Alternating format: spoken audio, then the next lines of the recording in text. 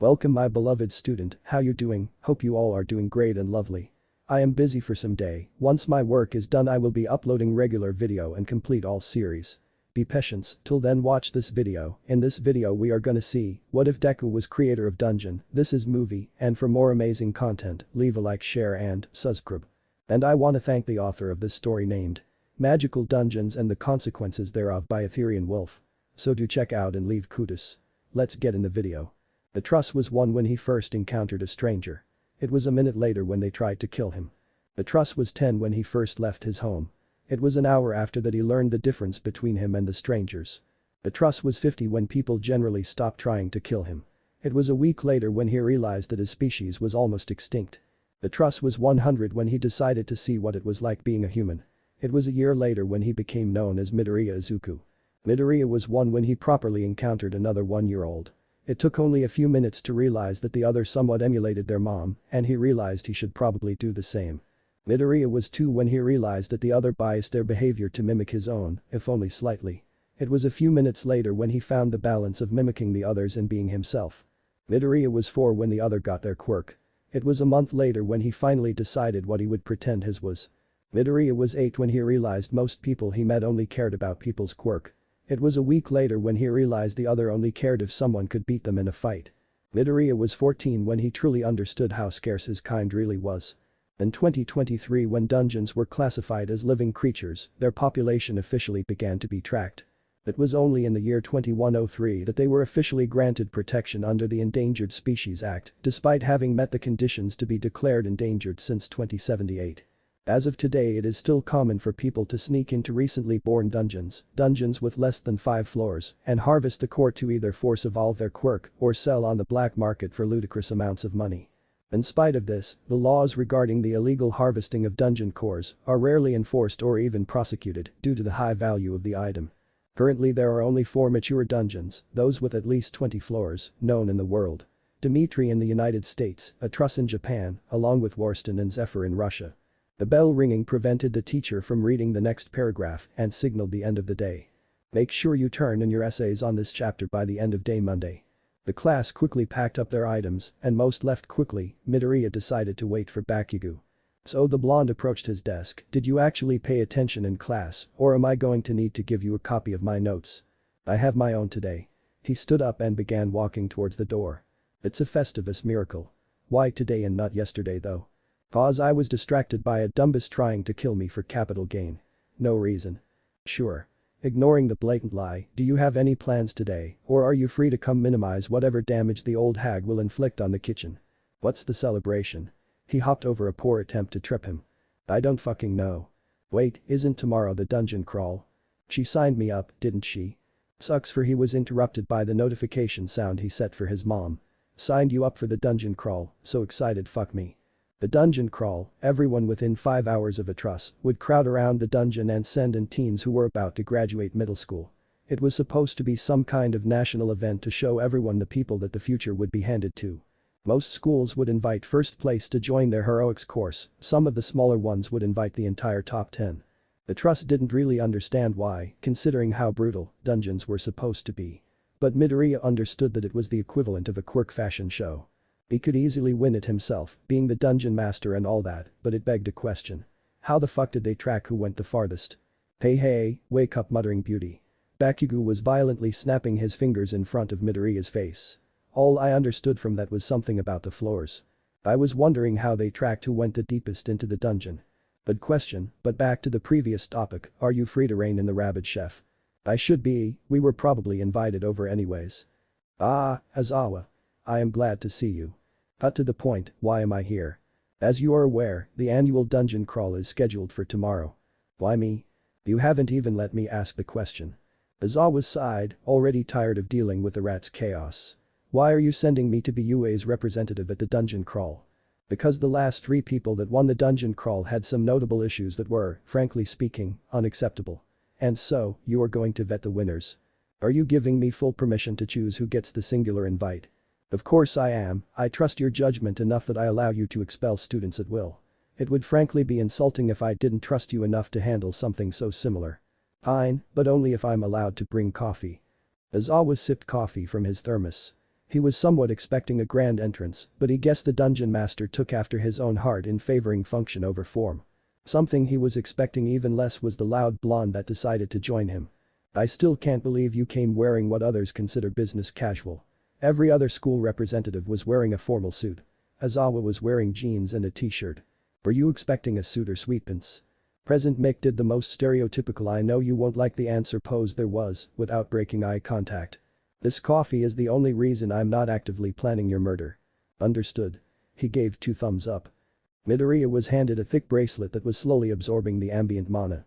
Mana dynamos were incredibly expensive, even one small enough to fit in the bracelet. Everything else could easily be handled by a simple programmable chip. Mana dynamo. A small generator that consumes ambient mana to produce electricity. Larger versions are often used as emergency generators. UA uses several industrial ones to power the entire school. This meant that the projected score was based off of the highest ambient mana density the Delver encountered. Don't tell me that you already figured out how they work. Bakugo could read Midoriya quite easily. Okay. How? It's a secret. Just like everything that isn't your quirk. Ah yes, his quirk. He pretended to have a quirk called Null Flame. It was really just a combination of 2 elemental attunements that created the effect of a fire capable of consuming the effects of quirks. One was a simplified variation of the flame element that didn't burn things but could easily accommodate other elements, and his second, the one he was born with, was a parasitic element that would override the elemental attunement of nearby mana if the density was high enough. It died out quickly in low-density areas. His original attunement was actually one of the only reasons he was still alive. People tended to give up pretty quickly once they realized their quirks weren't working. His second attunement he got was from someone who died on the first floor some 60 years ago.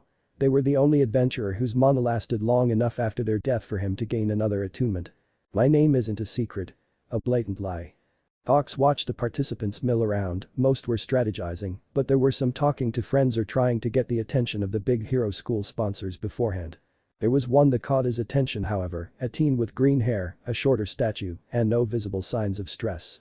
The kid looked pretty skinny, and quirks didn't like working past floor 5, so the kid could probably get to floor 6, 7 if had decent skill, maybe floor 13 if he had experience. Honestly, if the kid was a vigilante he might just invite the kid as an intern. It would give him at least a week-long break from the absolute control the HC liked to have over him. But on the other hand, the Hero Commission would absolutely not let that slide without giving them a heads up at least a week in advance. But the show must go on, so. Sup everyone, I'm Hawks. The podium set up near the dungeon entrance was the perfect height for him, at least the bastards didn't skimp on expenses. I'm the hero representing this year's dungeon crawl since All Might is busy and Endeavor is off on a mission. I'm fairly certain everyone here knows the rules regarding this event, but I'm going over them anyways. The rules are as follows. Don't attack or endanger other participants, quirk use is fully authorized, there will be a hero accompanying the group. They are in charge of loot distribution and have full authority to end the delve at any point, they should be consulted whenever needed. And the hero accompanying the group will be Fat Gum. Have fun. The crowd stood around for about a minute before people realized that was all he was going to say. There was usually some speech before or after the rules, but there are none lazier than Hawks, and hey, the Hero Commission are the ones who came up with his persona, so they can't even get mad at him about it. Theoretically speaking. Shinso was not the first into the dungeon, nor was he even in the middle, in fact he hung back by the entrance to wait for everyone else to go in first. He was, unfortunately, not the only one to have this idea. At least you're smart, the other boy said. He had green hair and a slight glow in his eyes, probably some form of night vision quirk. Well, it's not like I'm strong. Shinso was pretty skinny, his foster parents didn't really let him work out at all. They were scared that he'd start fighting back. But it's not like they could really pull him out of this big of an event or send him in a muzzle. So he got the day away from them. He was able to feel someone watching him, not necessarily because he hung back. The person's gaze was light, he wouldn't even realize he was being watched if it weren't for the years of being bullied. He didn't look to see who it was, probably one of his old fosters. Well, the first few rooms should be empty by now. The other teen said after a minute. That's an interesting claim. They both walked into the dungeon. Mana density is lower on the upper floors of a dungeon, even if every other participant was quirkless, they wouldn't struggle against any mana beast that could stay on the first floor without starving. I'm assuming you're a dungeon specialist of some kind. I'm assuming there's a reason you're explicitly speaking in statements. People don't normally notice. People normally just ask where I got my information. They managed to reach the gate to the second floor unimpeded, the entire first floor having been a simple cave. There were some small caverns, but people were more interested in getting to lower floors than grabbing the easily offered resources. Midoriya decided to grab some of the stuff in the side room. He ended up grabbing a bar of tin, an unattuned mana core, and a small dagger that he could use later on in the dungeon. Shinso ended up grabbing a spear that was as tall as he was. Hopefully he knew how to use it. Bakugo wasn't surprised that the nerd lagged behind the group. Midoriya had made it clear that he wasn't exactly interested in the dungeon crawl. There were a few people that surprised him, one heterochromatic kid with red and white hair parted down the middle that was able to freeze over most enemies and was incredibly skilled at skating.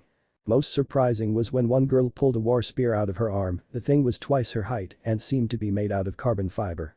Less surprising but much more chaotic was some pink hair with a bunch of machines on her. She kept yelling about her babies and was absolutely demolishing every single mana beast they came across. It was mostly slimes due to being on the highest floors, but she could probably take on the level 7 floor boss solo. Midoriya and Shinso's walk through the dungeon was rather casual until they got to the 5th floor. Why are they all crowding around the stairs? It was impossible to even see the room that led down to the 6th level. Probably panicking about their quirks not working on the 6th floor. Most quirks stopped working on level 6 but could function till level 10 depending on the mana density of the quirk. Is that why Japan has to import dungeon nodes? Dungeon node. Near identical to a dungeon core physically, it acts as a secondary heart. They increase the dungeon's ability to manipulate mana and the nearby mana density. They are able to be absorbed and have a chance to mutate or evolve the consumer's quirk. Yup. In the end there were only a few delvers that decided to continue on from that point. Midoriya, Bakugo, Shinso, Todoroki, Momo, and Kirishima. So do you guys have non-combative quirks? Kirishima asked. Mine's technically a defense quirk. Midoriya was the first to answer. I'm not a one-trick pony, was Bakugo's response. I have a utility quirk. Momo gestured at her 6-meter war spear that rested on her shoulders. Todoroki and Shinso didn't respond. What's your quirk anyway? Midoriya was always interested in how elemental attunements could present themselves in humans. I can harden my skin, it looks like rock. A fitting representation of his attunement, it was best described as hardness and was similar to many elements that got lumped into the earth-rock category. That was another thing about humans that he didn't quite understand. They always seemed to assume that there were only a few elements, when what they considered to be elements were really broad categories that many elements fell into. The elements were really more like the periodic elements, but with a much higher dimensional grid and more abstract definitions of properties. They rarely even got named, and the ones that were named were often confused with similar ones. The walls are a different color. Bakugo noticed the red tint that covered patches of the cave walls. Oh, this is hematite. It's pretty good quality too based on the color and size of the patches. Hematite. Todoroki's first spoken word since entering the dungeon. Iron ore, the most common one at least. Midoriya reached into a slime and pulled out its core. What in Kami's name? Kirishima wasn't quite sure what he was looking at. It seemed like a wolf, but it was also akin to a bear. That's a wolf bear, surprisingly absent from any form of mythology, and also the level 6 floor boss. Midoriya filled them in. Will it die if we shatter the node? Momo asked, figuring it would be the easiest way to defeat the creature. Not immediately, but it would begin to starve due to a decreased mana density. Are you sure you kids want to face this thing? It seems like it would be a common enemy on lower levels. It's the first floor boss we've encountered, it shouldn't be too hard, considering that 3 of us are armed and Kitsuki has an impressive 6-pack. Momo blushed at the comment. He wears compression shirts all the time, he doesn't exactly try to hide it. If you kids are sure. The beast was slain. Kirishima had some scratches because he kept forgetting that he was functionally quirkless and had to be pulled out of the way by Bakugo, but there were no injuries otherwise. So who gets the node? Bakugo asked. I'll take it. Todoroki, you didn't do anything. I think Kirishima should get it. Midoriya knew that Kirishima would benefit the most from gaining the parasitic elemental attunement. Hey, what about me? Bakugo was slightly offended. Overruled. Alright, calm down everyone. Midoriya contributed the most during the fight, so he gets first claim. I'll use my claim to give Kirishima the node. That's settled. Bakugo, you get second claim, then Momo, then Kirishima, then Shinso. What about me? Todoroki needed to bring back something from the first boss, his father wouldn't accept anything less. You'll have to participate if you want any claim. All in all, Midoriya ended up with a wolf bear's pelt, while Bakugo claimed a decent chunk of the meat. Momo claimed the claws and Kirishima took the mana core and Shinso got the rest of the meat. Midoriya was the one that broke down the beast to divvy up the materials. Todoroki and Fat Gum didn't get anything, but they helped carry some of the meat since Midoriya was the only one that brought a rucksack to carry any loot. Upon exiting the cave, Midoriya was declared the winner and Bakugo took second. Momo got third, Kirishima fourth, Shinso fifth, and Todoroki got sixth. Then the school representatives were allowed free rein to interact and possibly invite them to their hero course. Izawa took note of the winners, more accurately. He took note of how one of the top 10 didn't do anything when Hawks gave them permission to show off their quirks. The kid had purple hair that stood straight up. That indicated either a mental quirk or a controversial quirk. Either one would be a major handicap in their entrance exam.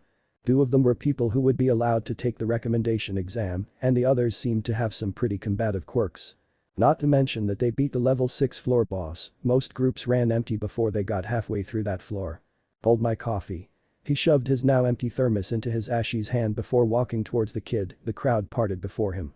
Hey, you're Shinso. He read off a whiteboard that had been set up near the entrance. Yep. The eye bags on the kid could easily compete with his own. Mind if I ask what your quirk is? It's called brainwashing. The kid shrank in on himself. What's it do? I can control people that respond to my questions. And now that the kid mentioned voice activation, the scars were incredibly obvious. First of all, that's hypnotism. Second of all, what are your plans for the future? I want to be a hero. You might want to put on a bit of muscle before the school year starts. He held an envelope out to the kid. Inside it was that year's only free invite into the UA hero course. Wait, really? He took the envelope. Yep, and don't be afraid to call if you need any help. He handed the kid one of UA's many different business cards, one specifically for students and parents. People weren't exactly huge fans of my quirk either. Kirishima sat in his room, his back against his bed and the dungeon note in front of him. It was an icosahedron about the size of his head, each side seemed to ebb and flow, yet stayed completely still. Staring at it was giving him a bit of a headache. He was incredibly surprised that the green-haired kid was willing to give him something so valuable.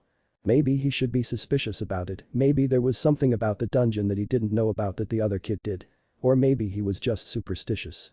His quirk was weak compared to the other kids at his school, but could he really risk something going wrong? Why him? The green kid seemed to know the explosive one, why didn't they give it to their friend? With a sigh, he decided to absorb it. What's the worst that could happen? Speaking of, how was he supposed to absorb it? He picked it up, but it didn't feel any different than holding a large D20. Maybe if he used his quirk. That worked. He realized that an hour had passed once he checked the time, good to know in the future. Well, not really since he was unlikely to get another node, but it was still knowledge, and knowledge was power. Nedzu was surprised to say the least. It wasn't every day that a dungeon master raided their own dungeon. Especially on live television. But it did explain why they didn't claim the dungeon node, they would have no use for it, and it would be strange if they just left it in the boss room. He couldn't wait to see what they did, hopefully they would apply to his school. They were certain to be a good puzzle. Maybe he should make an exception on the only one invite per year. He was the principal of UA, he could do whatever he wanted. Izuku ate the offered meal without complaint or issue. Bakugo was insulted by this. How the fuck do you have a higher spice tolerance than me? This is mild compared to your personality. Oh, I'll show you mild, scorched shit. It still surprises me that TF2 managed to survive the dawn of quirks. Well, I'm glad you enjoy it, Izuku. Mitsuki said between bites of curry. On the topic of the dungeon crawl, Masaru started. We weren't on that topic, but okay. Midoriya interjected. On the topic of the dungeon crawl. He paused for a second while staring at Izuku. I'm surprised that you didn't get an invitation from UA, you did get first after all. Their representative at the event was an underground hero. I'm not surprised that they gave the invitation to the participant with a mental quirk. Which hero? Bakugo thought he knew every hero that worked at UA, the fanboy that he was. Eraserhead, he has a quirk similar to mine, but it's sight-based rather than medium-based. Never heard of them. Not surprised. Shinso was on edge, his guardians were clearly upset but weren't doing anything to him. They didn't even complain about him signing himself up. The feeling got even worse when dinner came and he got a full meal. He ate quickly and left the moment he was done. After watching his dishes, of course, he didn't want to do anything that might threaten the sudden calm. Todoroki was lying on the mat, bruised and burned. His father was ranting at him about not doing anything against the boss. It's not like he had his quirk and the bastard didn't even do any weight training. He did do some quirkless fighting, but nowhere near what he would need to be able to fight that beast. He couldn't wait till he got out of this cursed house. Cause that's what it was. A house, it would never be a home.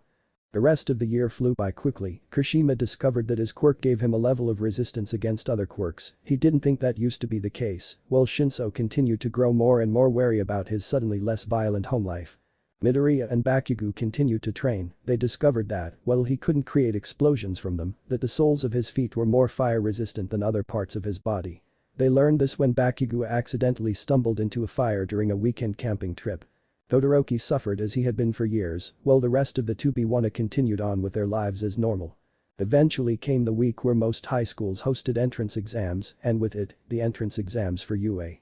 "I'm surprised that you still haven't put on any muscle after all the training we've done," Bakugo commented while they walked towards the school. "I have a significantly higher muscle density, of course it's going to take forever for me to put on any more."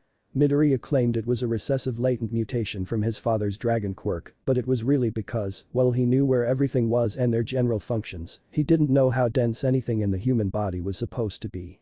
"Maybe it's so dense because your quirk actually uses them as a fuel source." That was a much more believable lie. "It's not, but that is a decent anomaly." He cut himself off when they passed through the gate because he knew he was no longer in neutral territory, he was an intruder, and he could easily be removed from the premises. He was in another dungeon. Oh.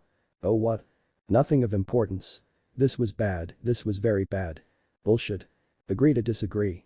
He knew he was already found out, there was no way the dungeon master hadn't already registered the presence of another dungeon master. He never should have come, but that would have cast suspicion on him, and why did he ever decide to pretend to be human? Fine. Come on, we're gonna be late if you have a panic attack every time we walk through a door here. Things went fine until they got to the receptionist's desk to get their guest passes. "Midoriya Izuku." He responded when asked his name. "Here is your pass." She handed to him once it finished printing, "and Nedzu wanted to meet you personally. I'll have someone come down to show you the way." Fuck. Okay. He watched with a building sense of dread as Bakugo walked away, heading towards his assigned classroom. Midoriya. As always said, his hero costume standing out drastically when compared to everyone else wearing more formal uniforms. "That's me." "Great." The sarcasm was strong in this one, "Follow me." The walk to Nedzu's office was tense. Midoriya could feel the senses aimed at him through the walls of the dungeon. It was made worse by the fact that he couldn't identify one of the two elemental attunements of the dungeon. The first was easy to place, even if it was one of the more abstract elements, it was best described as Golem. It easily explained how they could afford so many robots for the entrance exam, they were produced by the dungeon. The second element was even more abstract, at this rate he would need to ask what the element was. An act that would be considered embarrassing for a dungeon. "We're here." Had he been spacing out for that long? "Thank you," he said to an already retreating Izawa. The door was already open when he turned to face it. "You must be Midoriya." He entered the office, the door automatically closing behind him. "Is Nedzu your real name or a cover name?" "It's my real name, Atra-san." "What do you plan on doing, Nedzu-sama?" "Accepting you into the hero course, obviously." "I do not believe it was that obvious." "We are nearly extinct, Atra-san, we must help each other when we can." "What is the second element of yours? I can't place it." Nedzu laughed maniacally. "I'm surprised you were even able to sense it, it is a passive element after all." That was already a major hint, passive elements couldn't be manipulated directly and were almost undetectable by their very nature. Given his intelligence it would seem obvious, but that felt like a trick. "I do not believe it is an intelligence element of any kind. Is it some variant of intimidation?" "You are correct that it is not an intelligence or tangentially related element, but it is only laterally related to intimidation. I'd guess something to do with the open barriers and wide coverage of your first floor, but those are all generally active elements." "I forfeit." "You are once again correct. I do believe you could figure it out with enough time, but I will accept your defeat." Most would describe it as either faith or fear, but I find that it is most accurately described as understanding or belief. It's one of the few elements that are able to produce mana. That makes his position infinitely worse. An element capable of producing mana would allow mana beasts from lower levels to survive indefinitely on higher levels, or even outside of a dungeon. Nedzu could release his golems and thoroughly demolish his dungeon, harvesting his core and attunements for himself. "I can tell that you're nervous, but I assure you that I have no intention of attacking your dungeon. As I said before, we need to help each other whenever possible to ensure our species' survival." Bakugo left the nerd at the receptionist's desk. As much as he enjoyed their presence, he refused to be late to the written exam. Cementos was overseeing it. He took a seat in the back and waited for it to start. He grew increasingly nervous as Midoriya continued to not show up, it peaked when Cementos started the test. He may seem angry all the time, but he just wasn't great at processing his emotions. Midoriya helped put them in perspective through osmosis or something. The test finished and they were sent off to one of several auditoriums for the introduction of the practical. Still no Midoriya. They finished the presentation and even got to their testing sites. Still no Midoriya. It was only once he was approaching the security gate afterwards that he finally saw his friend. "Where the fuck have you been?" He wasn't shouting because he didn't fucking know, emotions or some shit. Nezu is absolutely terrifying. Atros was thoroughly terrified and knew that his fear only made Nezu stronger. "Did you make it to the practical?"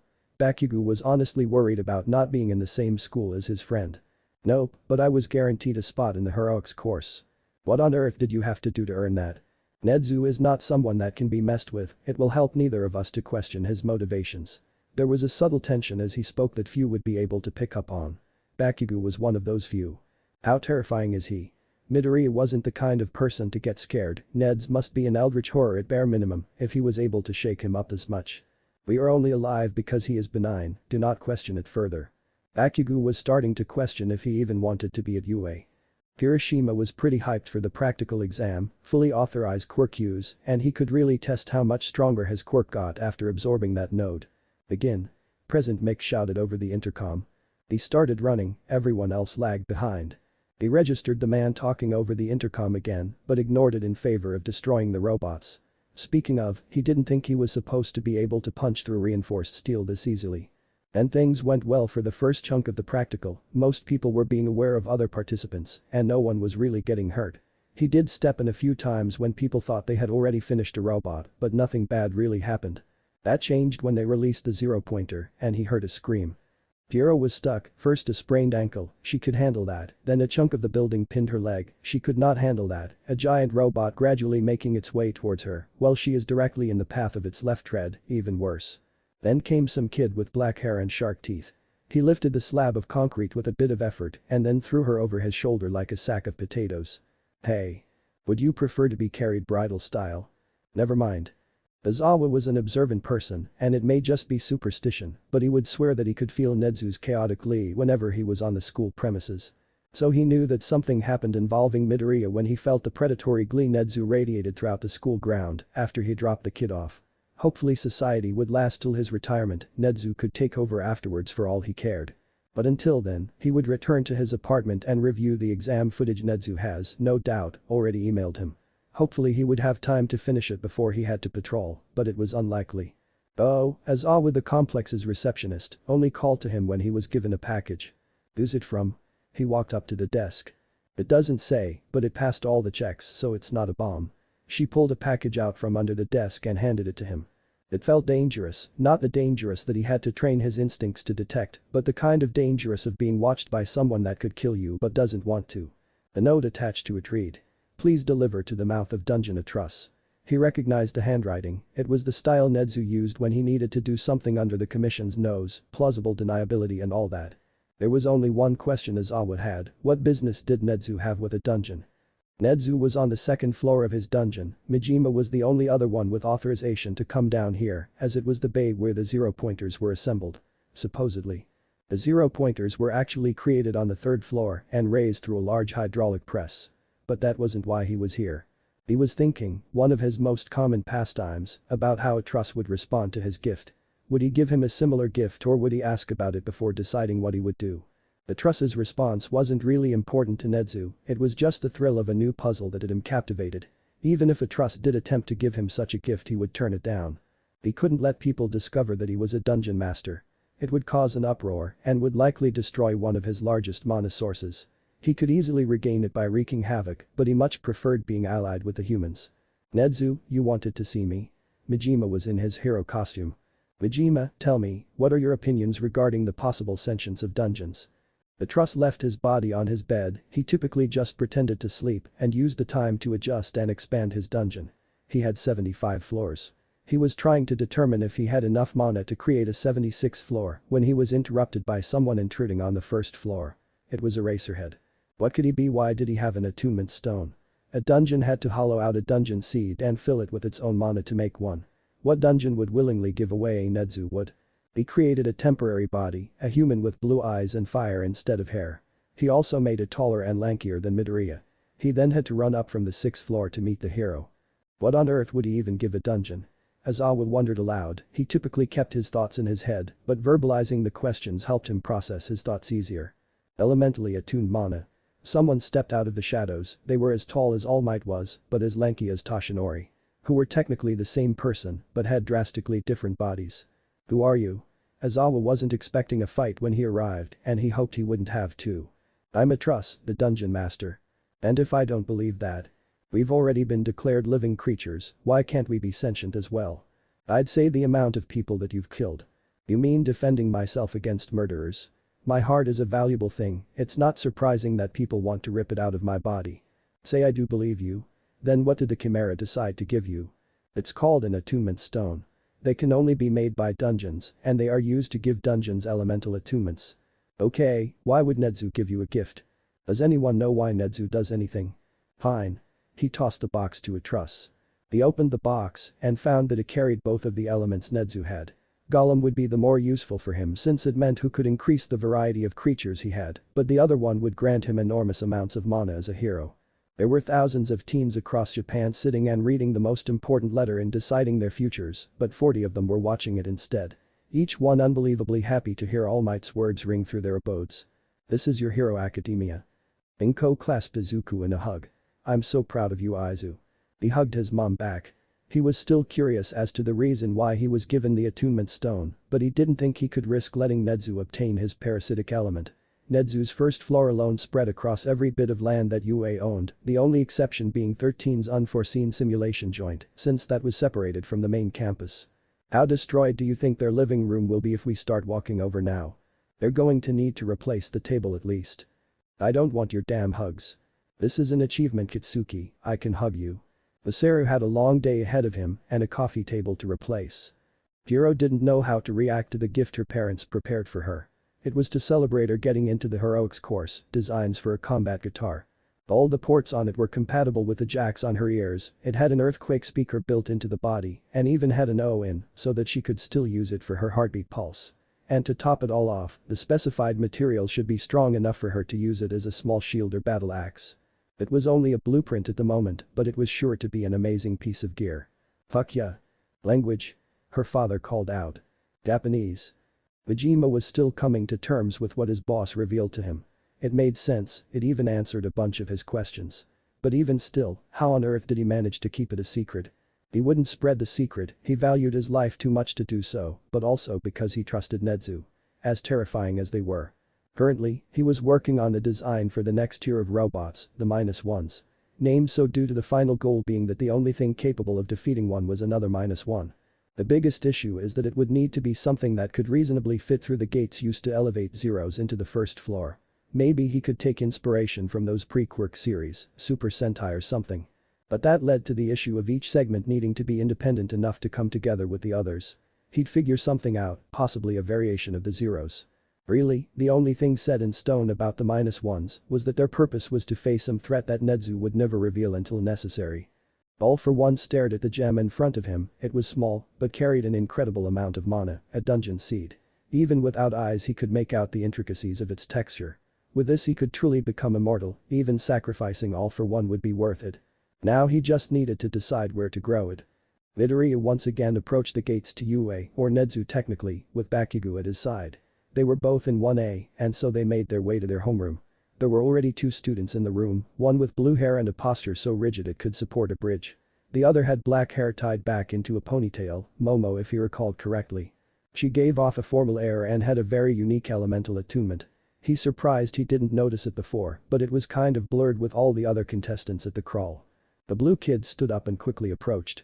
I am Tenya Iida, it is a pleasure to meet you. I'm Midoriya Izuku, the pleasure is all mine. Bakugo just TCH''D before checking the seating chart, taking his seat and kicking his legs up onto the desk. Iida was upset at the action, not because he was disrespected, but because the desk was. The logic was there, no matter how convoluted. Regardless, Midoriya took his seat and waited for class to start. He did take note when Kirishima entered the room, he seemed to take to the parasitic attunement quite well.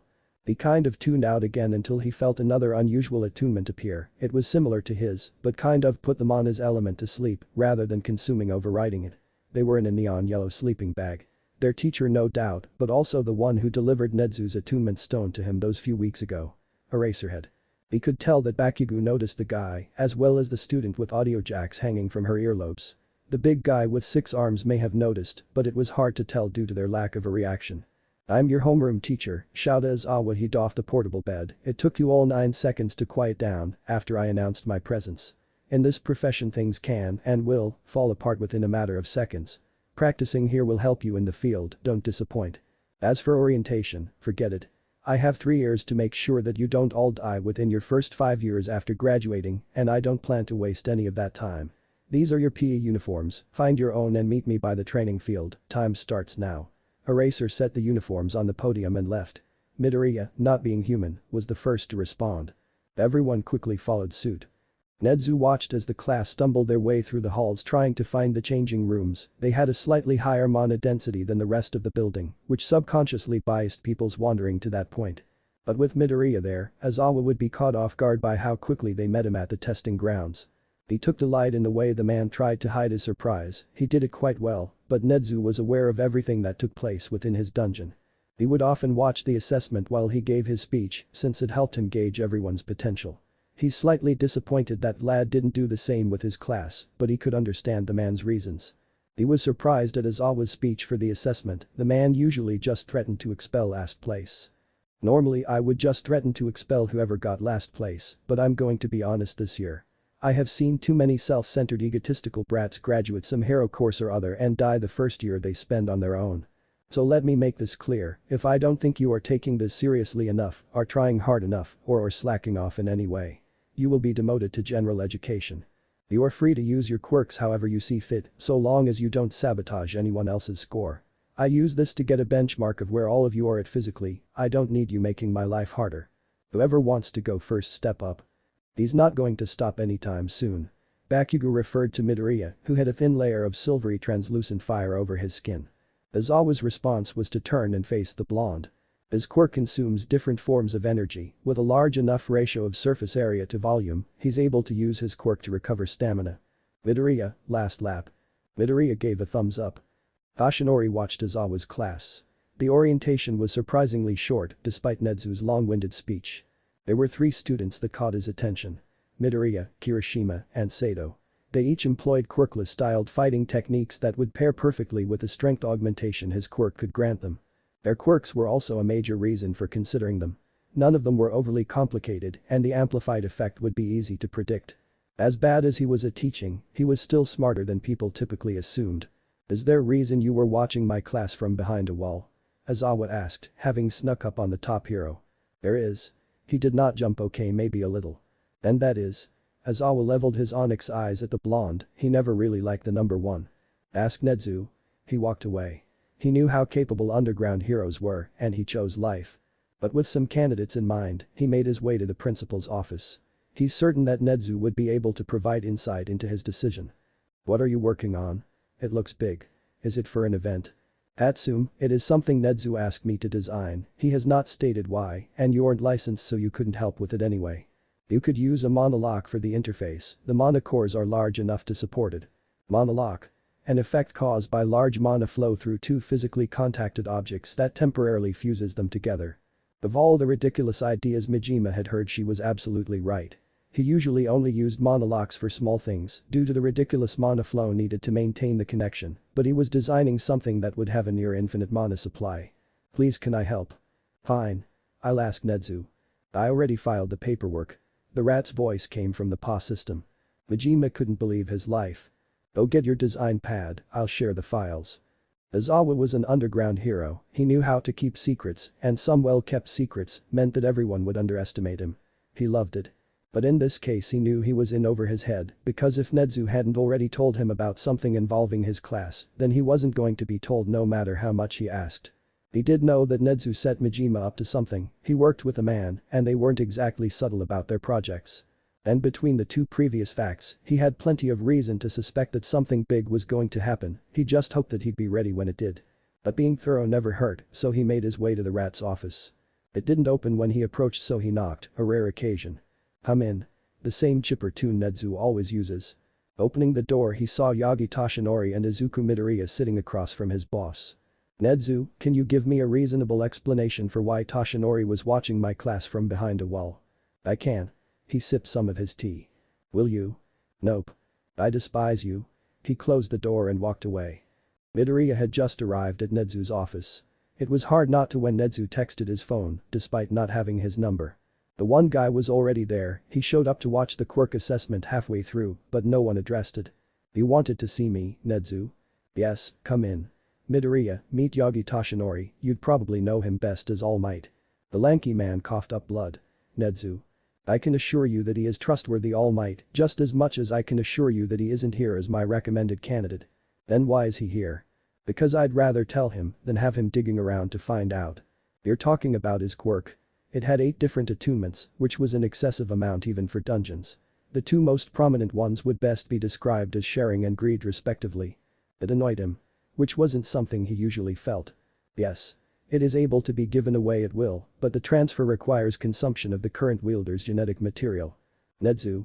All Might couldn't believe that the principal was revealing this information to a first-year student, much less one that wouldn't even be inheriting a quirk. All Might. His chipper tone made the exclamation feel awkward yet threatening. Kirishima. Midoriya declared. He's not even here. I meant as a candidate, it would pair well with his quirk. It was a shame Kirishima only gained one of his attunements, but he wasn't sure how Flame would have interacted with his quirk. A reinforcement quirk would drastically decrease the physical harm the quirk could cause to its user. Not to mention that it could. Midoriya was cut off by a knock at the door, Nedu quickly inviting them in once he was sure that no one would try to continue the conversation. And Aizawa came in asking for answers that the rat wouldn't give. I despise you. Aizawa closed the door. It could be played off as a mutation gained from the dungeon node, having only displayed itself once he truly began training with it. Midoriya continued as if nothing had happened. Young Kirishima consumed a dungeon node. Yagi was caught off guard. Nodes were difficult enough to harvest from the local dungeon that Japan had to import almost all of its nodes. Not to mention how much the industry was guilty of price gouging, since only certain licensed stores were even allowed to import them. Yeah, he got it at the last dungeon crawl. Midoriya had put that node there with the belief that the group wouldn't get to the end of the 6th floor, mostly due to a lack of quirks. He wasn't expecting to be signed up for the dungeon crawl, but Bakugo would get suspicious if he didn't try to continue on. That wasn't even considering how much mana it took to create a node, he wasn't able to make his first one till he had already gotten his 7th floor. He should probably move that one down to the 9th floor. Well, that covers everything. A candidate, a reasonable explanation, and a limited time frame for when he should receive the quirk. Nedzu clasped his paws together. Now hold on. We don't even know if they'll accept it. All Might was at a loss as to how the situation was pulled out of his control so casually. You make a fair point. Let's reconvene tomorrow to discuss this with Kirishima. All Might spat out some blood. Kirishima arrived to class only half an hour before the bell, so it would be best to discuss it after school. Why not over lunch? Do you really think there aren't secrets that All Might has kept? Midoriya said after taking a sip of his tea.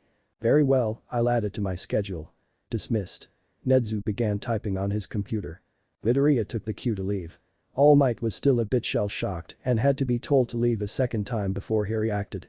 This kid is clinically insane. Majima was staring at almost finished blueprints for the -1s, May had been working non-stop since he shared the files with her. And that was only 4 hours ago. She came up with a general design for the M shape and several variations of the design for different scales. The general design was pretty much 2 cubes that could pivot around the adjoint face, on 2 adjacent faces of each cube were interfaces that would allow them to connect together. And there were sets of all-terrain omnidirectional wheels on each bare face. Which was another thing, she came up with designs for all-terrain omnidirectional wheels. And there were all kinds of sensors placed in every available space on the hull, he'd have to reduce the number to save cost. But it was a good thought. There were 2 other things of note that didn't get into the technical stuff. The cubes had another point of rotation perpendicular to the axis that passed through the center of each cube, allowing it to switch which interface was pointing away from its pair. The second was that the interfaces were able to rotate continuously along the face they were on. All in all, they were individually overpriced RC cars, but could easily combine into a larger threat than the zero-pointers. As for the scale, there were blueprints for segments the size of his leg, the size of him, twice the size of him, and the size of a zero-pointer. Only the larger 2 designs actually used the monolocks, since vacuum locks were more energy efficient on the smaller versions. There were even some suggested combinations. A humanoid using 12, 2 for each limb and 4 for the torso. A centaur using 20 or 22 that added on to the previous design by using 4 or 6 for the lower torso and 2 more for each of the extra legs. The latter was able to be expanded as long as it wanted and would likely be used as the primary structure of larger designs. The last suggestion was a giant snake that was a 2x2 square that extended however long in the z-axis it could flex by disabling the connection between specific interfaces. It was bound to be another primary structure. Izawa was thoroughly annoyed. The costume and support departments already had time to finish the class's gear and costumes. They had an obstacle course set up so the students could identify and resolve any issues with their gear in a safe environment. But the rat decided to hijack his lesson plan because Majima had some new robots he wanted to test. Which was bad enough during the entrance exams where it was expected that no one would have any combat experience with their quirks, but that was against robots that had been tested year after year. This new plan is strictly worse. Midoriya felt someone enter the dungeon, a trust not Nedzu, and while he trusted the defenses he had set up, they were incredibly stupid animals that would kill on sight even if he wasn't actually in any danger. And so, checking the time to make sure his current body wouldn't be dead when homeroom started, he laid his head on his arm and left his body. Borston watched as his opponent fell to the ground dead. The only visible indicator of what killed him was a thin layer of frost covering his skin. He hated traffickers. The little girl he was protecting watched him with wide eyes. She was quirkless and wasn't dressed for the cold. It was for situations like this that he carried spare coats. His head down onto his right arm. Bakugo always felt that something was wrong whenever Izuku laid his head down for a nap. They were usually a few rows apart in school, but now that they were right next to each other, he had a better idea of what the feeling was. He felt nervous. It felt like Midoriya was just gone. It was unnerving. He tried tapping his friend to get their attention, nothing. He called his name, quietly because there were other people nearby, nothing. Bakugo was starting to feel a buzzing under his skin. He grabbed Midoriya's hanging arm and checked for a pulse, nothing. The buzzing got worse. This certainly Midoriya wasn't dead. If he was feeling off he would have told Katsuki. Had Midoriya ever mentioned feeling off or sick? He couldn't remember any instances of it happening, but he would certainly mention something if he was going to die. It was almost deafening at his point. Bakugo didn't say anything, but could tell that Jiro noticed something. He should tell Izawa, go get help, do something, anything. But he didn't, he couldn't bring himself to move no matter how much he wanted to. Midoriya was he couldn't be though. The buzzing stopped. The truss finished transferring his mind to the dungeon and noticed that 3 other people had entered after the first. He noted that the first one to enter had a low mana density and no attunement, a quirkless person escaping their bullies. He still has that spare body he put together when Izawa delivered the attunement stone, so it shouldn't take any more than 10 minutes. He returned to Bakugo having a breakdown, that was bad. Hey cats, which upcoming hero are you most excited about? It was usually best to distract him and let him process whatever was going wrong over a longer period of time. You didn't have a pulse. Jiro started coughing violently. I'll explain after school, but for now I need you to calm down. His tone was flat. He wasn't sure how to react to the situation. He would have to explain to Bakugo that he was a dungeon, otherwise he'd go to the teachers and he'd have to explain it to even more people. He wasn't really even comfortable with Nedzu knowing, but he couldn't hide it from the chaotic entity. Why didn't you have a pulse? Bakugo's tone was tense but hollow, and he was starting to silently cry. Jiro was still coughing, and Momo was trying to help her out. This was bad, last time he had a reaction like this he shut down for half of an hour. His attacks could typically be delayed if he had a small goal like getting a tissue to blow his nose or walking home from school. Iida, I'm taking Bakugo to Recovery Girl's office. Iida raised his arm in an attempt to protest. He's having a panic attack. The boy lowered his arm. Very well. I'll inform Izawa-sensei when he arrives. Midoriya grabbed Bakugo's shoulders and gently pulled upward and to the side, guiding the explosive teen out of his desk. After that he stood behind Bakugo and once again guided the teen by the shoulders. He felt like the surface of a lake, calm but with chaotic undercurrents. He could hear Midoriya, he could tell that he asked a question, but thoughts were hard to form. He heard Jiro coughing and listened as Midoriya explained to Iida that he was having a panic attack. But he didn't process any of it. He knew what was happening, but he wasn't aware of it. He felt Midoriya guide him out of the classroom and push his earbuds into his hand, but he didn't quite understand any of it. He walked through the halls, but not really. Everything felt dull, and so he put in his earbuds. He heard the music he put on. Midoriya indicated that he should turn, so he turned. He was tired. Nedzu watched as his student fell into a meltdown after checking Atrus's pulse and finding nothing. The discussion they were sure to have would require one of the more secure meeting rooms he established. Maybe Majima could help, the man was fine with him being a dungeon. Although, he had been working with the engineer for several years and acted as a teacher when they were in school. Perhaps it would be best if the two spoke privately. In the meantime, he could try getting a hold of some other dungeons. There were patterns he had noticed in crime rates across the world, they were incredibly subtle, and it was unlikely he would be able to convince anyone that the patterns were anything more than coincidence. They were there in every medium, imports, exports, even communications. Whatever the cause, it originated in Japan.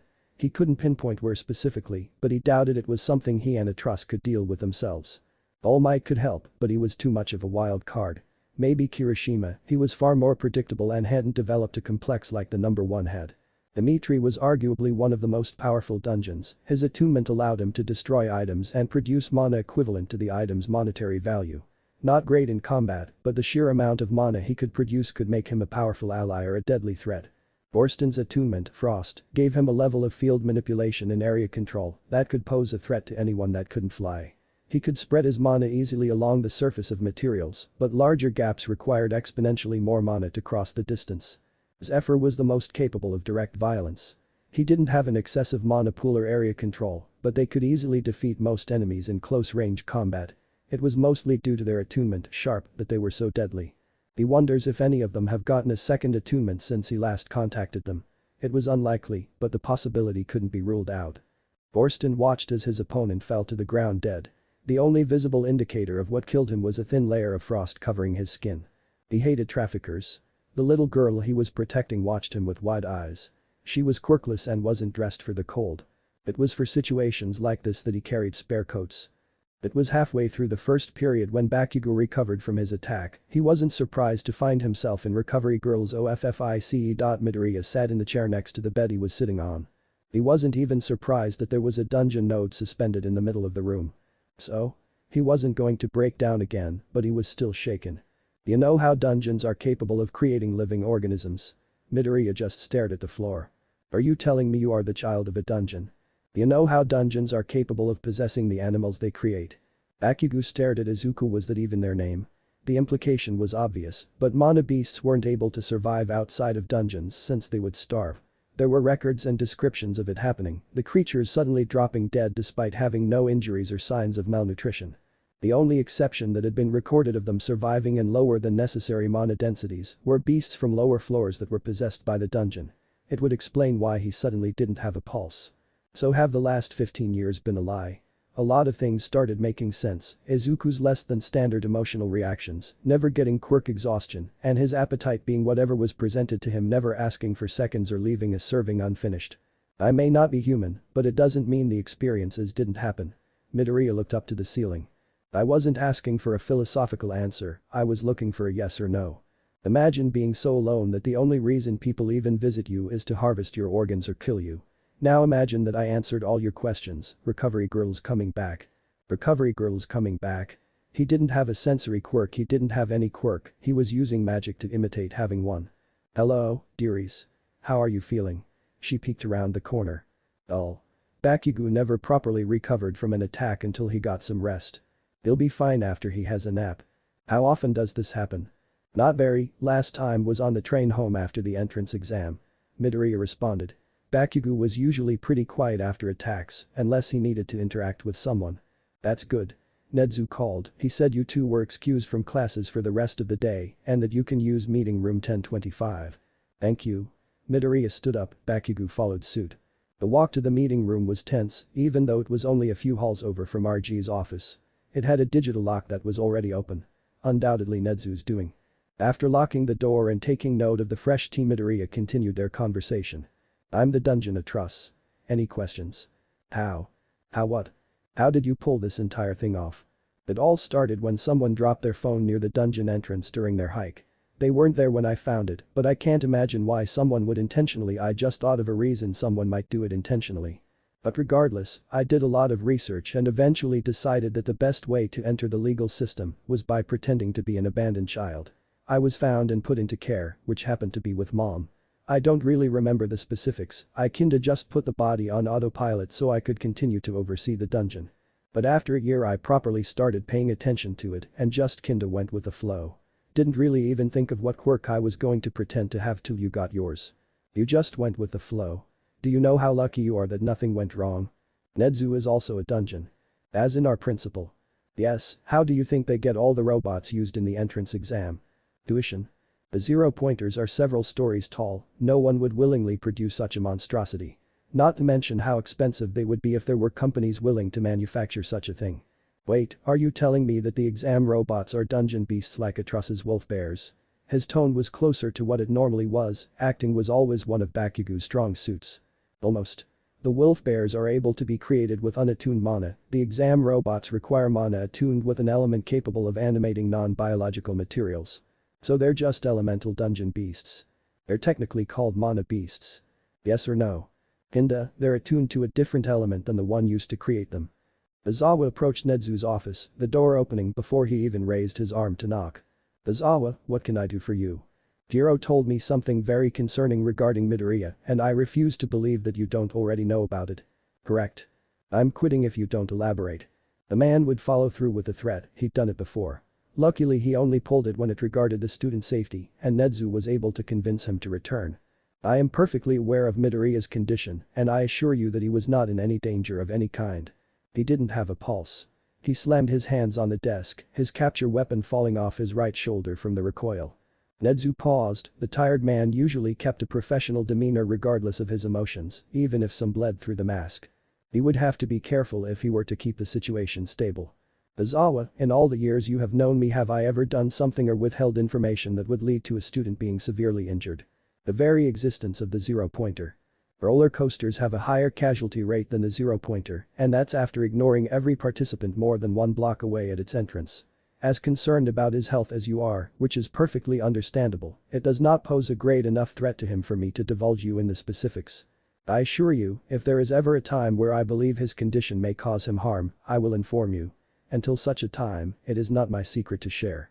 As much as Nedzu trusted the man to keep a secret, he understood that Izawa was the most likely of the staff to encounter some form of confession or compulsion quirk.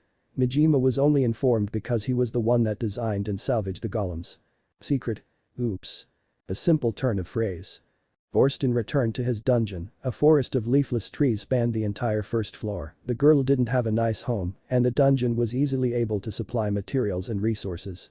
There was even an established city on the 9th floor, he made the initial structures and helped provide resources, but they were surprisingly independent.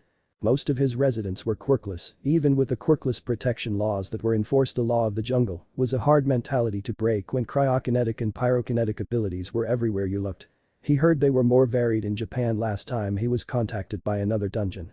But societal norms of humans won't change the fact that the trek to the 9th floor was almost a day long, nearly a week long if you had to deal with the manabists. The girl rode on his shoulder as he walked straight towards the passage to the 2nd floor. He would have one of the deeper floor manabists meet him near the passage to the 3rd floor. He always found it interesting, the way humans always reacted to the change in forest when they walked between the trunks of two trees whose branches were intertwined. He primarily made those trees the passage to the 2nd floor because it blended in easily with the biome. The 2nd floor had a noticeable decrease in the density of trees. The mana beasts that could be spotted were noticeably larger as well. It was another 3-hour trek to the next gate, enough time for them to finish its journey from the 7th floor. He watched in wonder as she stared at the creatures in awe.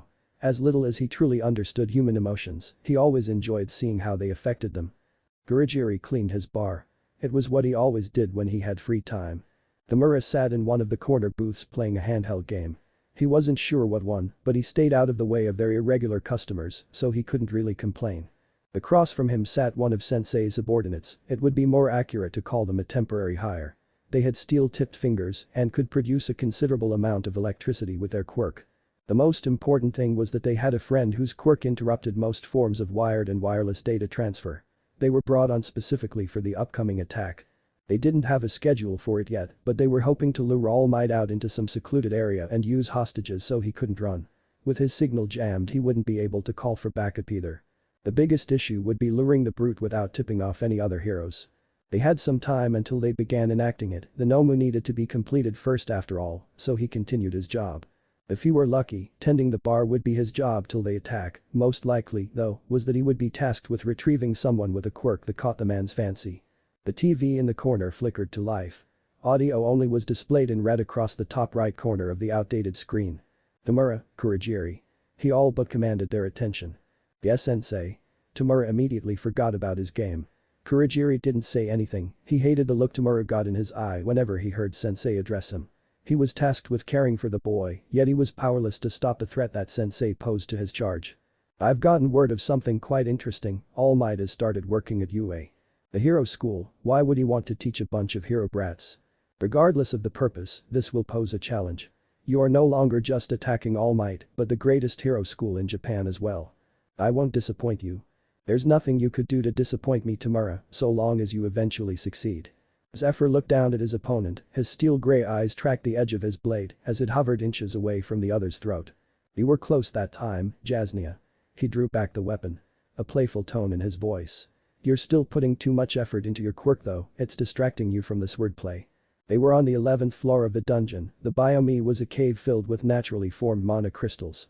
They were similar to mana cores, but grew in rock as opposed to a biological organism. Well, you're at least 200 and something years old, I'm 15. She sat up, not to mention that you have an inherent understanding of mana, I have to practice to be good with it. It felt like it was only yesterday that Zephyr met her, although that might just be a lack of temporal awareness. You tend to stop keeping track after 120 years. Their family had recently moved to a nearby town, but they weren't informed of where the dungeon was. He didn't remember the specifics of what happened since he was working on expanding his recently formed 93rd level and really only noticed the intrusion when they got to the 3rd level. But long story short, the parents both had quirks that gave them protection from being cut, and the then 6-year-old girl had a quirk based on his own attunement's brother element. Rend. Rend and Sharp were elements that danced around each other constantly and were rarely found separate. Fuck. His arm landed on the ground, blood pooling from what would be a shoulder. I wasn't ready, you brat. You're the one who keeps saying to take every available opening. She was unbothered by the blood that dripped down her own blade, and besides, I could cut your head off and it wouldn't kill you. The tip of the weapon lazily drew circles in the air. Zephyr laughed, maybe we should cut practice there, most people would rather not have their arm cut off after all. Oh come on Z, I've still got an hour before I have to head home. What am I gonna do? You could try befriending another human. He began condensing mana around the wound, the bleeding stopped near instantly. But other humans are boring. Besides, almost no one else even owns a sword. Then try finding someone who owns a sword. You're insufferable. That means I'm being a good uncle. His elbow was already half formed. That's a sentiment my dad would agree with. Maybe you could try teaching him how to sword fight. It would be more challenging than teaching you. He'd almost completely ignore the defensive aspect since he can't be cut, although a few bruises would fix that pretty quickly. As long as he doesn't have to miss work. Dimitri sat in his office going over paperwork. He may not be a human, but that didn't mean he was able to escape their bureaucracy. He had renovated his entire first floor into an amusement park, it made a decent amount of money. Although his greatest source of income was his 3rd floor, which was the world's largest mall with restaurants, bars, clothing stores, fast food, arcades, there was even an open auction house that the top 1% of the USA would regularly visit due to his irregular auctioning of dungeon nodes. The 2nd floor was a hotel with rooms ranging from 1-room apartments to 3-story suites. There were even rooms catered specifically for people with specific interests, larger closets for cosplayers, instruments and recording equipment for musicians. Rooms with nurseries for parents or caregivers with little ones, and workshops available for people in all kinds of craft from welding to woodworking. But on the topic of bureaucracy, the 4th and 5th levels were endless offices and filing rooms respectively. The 6th through 10th levels were all warehouses, and everything after was defenses against idiots who thought they could kill him.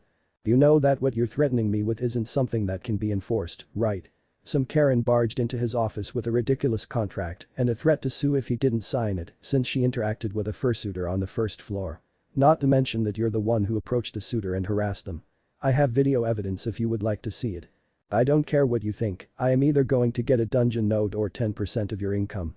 As he said. Ridiculous. He's surprised that humans even developed phones when people like this existed.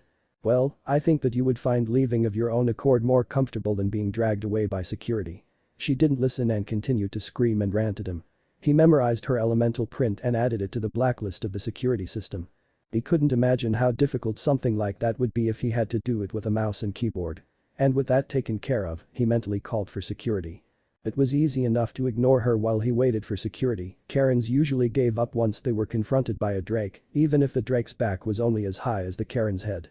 They were typically twice as large, but the visitors were put off by the size of hallway needed to accommodate such large draconians. But that dealt with, he was able to get on with his regular work. Going over complaints, since every time he tried hiring an HR department, it managed to get filled with all kinds of bigots. The PR situation afterwards was always a nightmare to deal with. The most pressing matter was actually regarding some of the night shift ride operators. "You sure you're up for class?" Midoriya asked as they walked back to the classroom. "I'm not going to miss our first heroics class just because you gave me trauma." Well, the nap he took during lunch certainly did its job. "Just making sure. I wonder how our costumes turned out." "Awesome, obviously. What do you think yours is going to look like?" Assuming Nedzu actually sent the request, it should be a cloak made of frost fox pelt imported from Russia over wolf bear leather armor. If he didn't, it's going to be a large monocore with a note spouting some nonsense about quirk reactive hyperdense materials. Going for a medieval warrior look, respectable. But a little clarification on the latter. How do you think dungeons are able to provide an infinite amount of materials? Never really thought about it, to be honest. "Hey, who do you think that is?"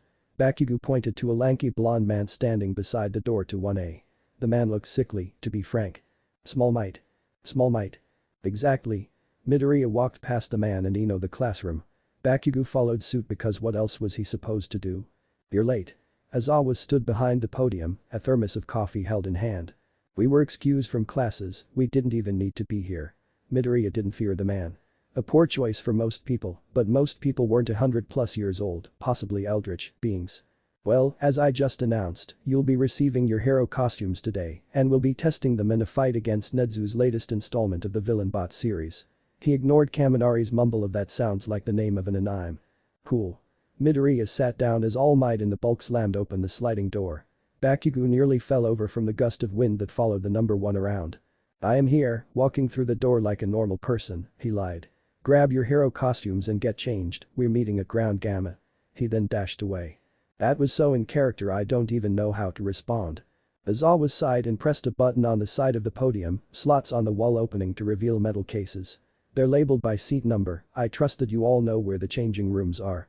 Midoriya held up a clear bowl the size of a marble. "Show off." He mumbled. "Yo, Mito bro. What you got there?" The hyperdense materialization mechanism triggered by a tuned mana recognition lock. He read from the note that came with the mana core. The amount of mana needed to make such a pure core was unfathomable, even a dungeon with 200 floors would need to sacrifice a floor to create one. "I have no idea what that means." "This marble contains my hero costume and it will only respond to my quirk." "Dude, do you think they'd be able to do the same with mine?" "You'd have to talk to the support department about it." "Fuck yeah." "Language?" Iida shouted from the other side of the locker room. He quickly stripped down and used an obscene amount of mana to create his costume.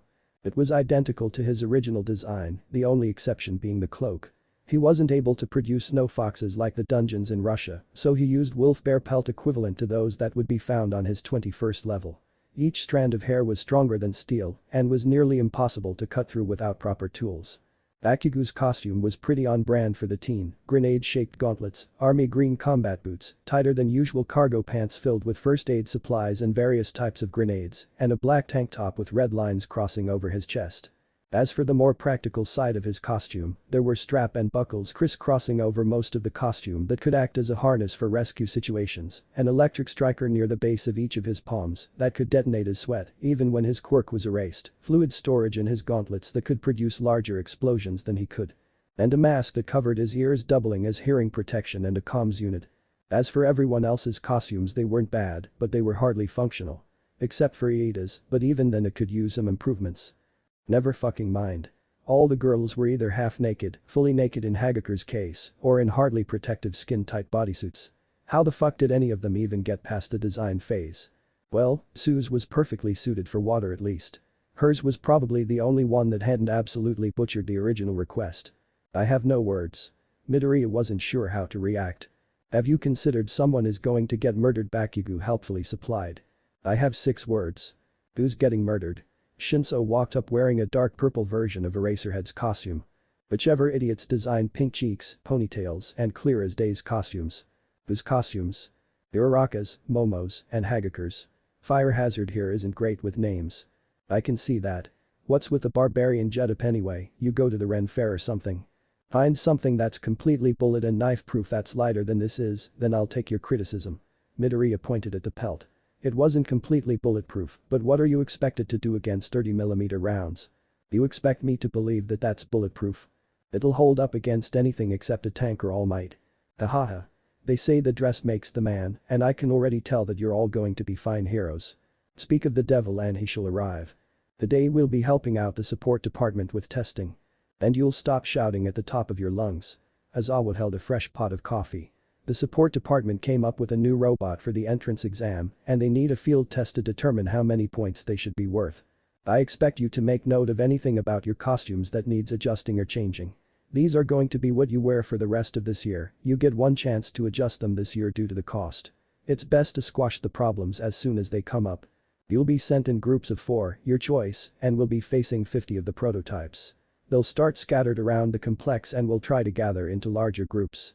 There are safety features already in place, but All Might and I will be on standby in the event that any of the measures fail. Find your groups in 3. No one moved. 2. Midoriya grabbed Bakugo and Shinso, the former of which reached forward and grabbed Kirishima by the gear on his right shoulder. 1. Almost everyone finished gathering into groups and Midoriya started to capitalize on the largest benefit of his cloak. No one could see him condense mana into a set of wolf barebone daggers. 0. Everyone not in a group of 4, raise your hand. Todoroki, Tokoyami, Koda and Aoyama raised their hands. Aoyama was silently crying that no one wanted to partner with him, a theater kid through and through. Only 4 left, that saves me the headache of pairing you together. Momo, you and whoever you're stuck with can go first. You'll have 5 minutes to prepare once you get to the field. Everyone else, follow me to the observation room. Midoriya watched as the 4 girls walked away. Their names were Hagakure, Jiro and Mina, assuming he remembered correctly. But he was also a sentient rock that could manipulate space, so he had that going for him. It was a short walk to the observation room, but they had time to plan while the other group went so he decided to take advantage of it. Shinso, what have you got going for you? What do you mean? What kind of fighting skills do you have? Oh, I'm learning how to use a capture scarf, but I know a bit of hand-to-hand. You ever used a dagger? No. Do you have any protective gear so that you don't break your hands? No. You're disowned. Kirishima, where do you stand in terms of fighting? I can throw a mean punch and make a pretty decent shield. Great, stick with Shinso. He's going to need the help. Bakugo, you're going to be our coordinator, get an aerial view and let us know where the bots are. Kirishima and Shinso, you two are going to be a team. Watch each other's backs and don't get separated. If we're lucky, the new robots will be powered by mana cores and I'll be able to disable them with a large enough flame. If not, I'll have my daggers. Do you have a bat or something I could use? Ask Momo when she gets back, although Izawa might not allow it. I won't. The tired man called from the control panel. Welp. Sucks for you. I'd suggest putting in a request to add a weapon to your costume. Team 1, begin. That was Midoriya watched as every single person was declared out of the test as the robots thrashed the group. Pathetic. Bakugo supplied. It went like that for the other groups as well. Except for Todoroki, who abandoned his team and fought the robots himself. Jiro did alright with her guitar axe speaker gear. But she got overwhelmed the moment enough robots came together to form a centaur. None of them even worked as a team. Well, it's not like we could do worse. Shinso added. Group 5, you're up. And that's us. This is going a lot better than I was expecting. Midoriya stood atop a singular robot, its mana core empty. Duo, 16 segments 5 street south, forming a centaur. How many left? 30 total. The other 14 are moving east. 6 streets east, 2 north from your position. Copy. Midoriya hopped off the slain robot and started running. He had figured that Shinso would have gotten eliminated already, as bleak as it sounded. The guy was great at running, but there were enough robots in the designated area that it was initially impossible to go from intersection to intersection without seeing at least one robot. Midoriya heard Kirishima swear over the intercom, they must not have gotten there in time to interrupt the combining process. Air Force, can you come evacuate Purple? Is that seriously the best you could come up with? Why? Aliens, of course, it's not like there's a Goliath robot that could easily strike behind me. Yeah, on my way. The comms then filled with the sound of explosions. The comms went silent a minute after that. He continued his run and got to the location he was told just as the group of robots arrived.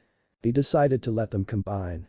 That way he would only need to hit one of the mana cores to purge the entire thing, assuming they're using mana locks.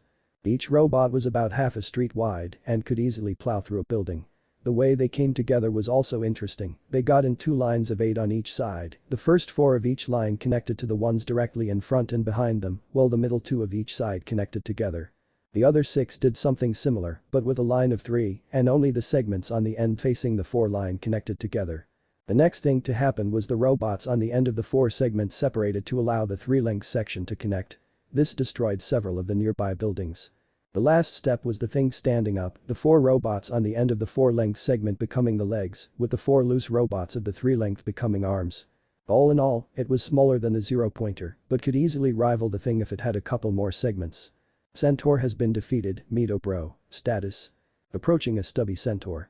It shouldn't be difficult. And it wasn't. He was right about the monologues, but he did almost get crushed. It's not like it would kill him, but still. Congratulations Team 5, you have defeated all robots, please return to the observation room. Now who can tell me what they did correctly? Aizawa asked, All Might having had to abandon class due to poor time management. They established a team structured and played to the roles they were best at, while minimizing interference between each other. Exactly, otherwise known as the thing no one else did. Your goal is to save people's lives, not parade yourselves around. Todoroki. If you're not good at something, and someone else is there that is both capable and willing to take over a job, hand it over. And if you're able to help others, help them, such as Shinso making sure that nothing snuck up on Kirishima. And establish a coordinator. I don't expect you to be able to work together seamlessly yet, but I expect for you to not step on each other's toes or abandon your teammates. For everyone except Midoriya, Bakugo, Shinso, and Kirishima, I expect a 500-word essay on what exactly you could have done better during this assignment. Dismissed. Nezu was disappointed. The only groups that succeeded in Wano were Todoroki's and Midoriya's. At least Midoriya was able to set a precedent. Even worse was that Midoriya and Bakugo were the only 2 who even remembered that they were primarily supposed to be figuring out ways to improve their costumes, and they were the only 2 who wouldn't have a reasonable complaint about their costumes. 1B had a higher success rate, but none of them had any improvements for their costumes either. As loud as Manama was, he still filled a similar role in 1B as Midoriya did in 1A, a powerful all-arounder that knew how to delegate. Hopefully Kansas would avoid driving a wedge between the 2 classes with his toxic rivalry against Aizawa. The 2 could become powerful leaders. He really should address it, but there hadn't been a major enough scenario for Vlad to take his personal interference seriously. The man was too prideful as a teacher, even if he was a great hero. That sucked. We all got our asses, language. Handed to us. Denki whined. Sounds like a skill issue, Sparky. Bakugo closed his case. You didn't even do anything. Haminari, what do you think a coordinator does? Midoriya refused to believe his classmate was that dumb. Coordinate. Yes, and what can a coordinator not do while actively fighting? Coordinate. Exactly. Now I recommend getting changed rather than complaining about how you failed the exercise. Remember, I'm free after school if any of you have any questions. Ectoplasm concluded the lesson. Also, Midoriya. Aizawa wanted to speak with you after school. He'll be waiting in the teacher's lounge. Oh, someone's in trouble. Mina, Izuku hated gossips, you've melted 2 pens today, and I'm pretty sure one of them was Mix. You have no room to talk. Bakugo laughed. You can shut up too. Do you know how expensive it is to buy detergent that can neutralize nitroglycerin? He stopped laughing. Midoriya stood outside the teacher's lounge, wondering why he was called. He wasn't worried about being expelled since he would have been called to Nezu's office. He knocked before entering. Mick was the first one to notice. Hey you listener, who you looking for? Aizawa-sensei. Yo shout ah. Yamada turned around to find that Aizawa had snuck up on him. And preemptively erased his quirk. I told you to stop doing that. No. Midoriya, I wanted to ask you about something on your file. You read the student files. Aizawa glared at the blonde. Ignoring him. It says that there's a transformation aspect to your quirk. Why didn't you use it during the quirk apprehension test? My quirk didn't come with the pain nullification part most transformation quirks have, so it feels like I'm being ripped apart whenever I use it. I passed out the first time the transformation activated. Well, he pretended to. What? He'd heard about grab bag quirks and figured it'd be the perfect way to give himself an out if he faced someone he couldn't beat with a human body. Problem children, every single one of you. I'm not sure if I should take that as an insult or a compliment. Good. So what did the hobo want? Bakugo asked when Midoriya caught up to him. He was asking about my quirk. Oh? Something else I should know. Transformation aspect, incredibly painful to use. Fuck you. I was thinking ahead, besides I only ever planned on using it as a get out of jail free kinda thing. So are you ever gonna use it during class? He swiped his train pass. Nah, it costs too much mana to use it that often. You? Too much mana? I have to transmit it from you know where, so I usually just use a monocore. There's a phrase you remind me of. If it's the one I'm thinking of, I'm going to defenestrate you. Hey, don't pull out the fancy English threats. And the phrase is no amount of skill will protect you from the sheer luck of a chronic dumbus. I'm disowning you. Howard. Mortal. The truss walked through the halls of a school. Everything was twice as large as was at UA, but more decrepit. Floor 75, the lowest in the dungeon and one of his personal favorites. There were wolf bears wandering around, each one slightly larger than an Irish wolfhound. And a brick golem stood at every intersection. Each was about a meter taller than the wolf bears. It was modeled after his experience at Aldera. Which sounds bad, but people regularly tried to murder him, so. He couldn't imagine how traumatized he'd be if he were a human. He leaned into one of the classrooms, a dungeon node sat in the middle of it and a solid black wooled bear lay curled around it. The clock said 3:23. He still had several hours to kill and not much to fill in the time. He wished he could sleep. He should probably plan out how he's going to explain being a dungeon. He couldn't keep it a secret forever, since Bakugo will eventually tell Mitsuki and Masaru. On the other hand, he still has the phone that he found outside the dungeon and could instead watch cat videos on HeroTube. He could plan a group expedition and explain inside the dungeon, yeah, that sounded good. Now, the question was when to do it. Over the weekend most likely, he could probably get a day off school for it if he needed to. We're doing quirkless sparring today.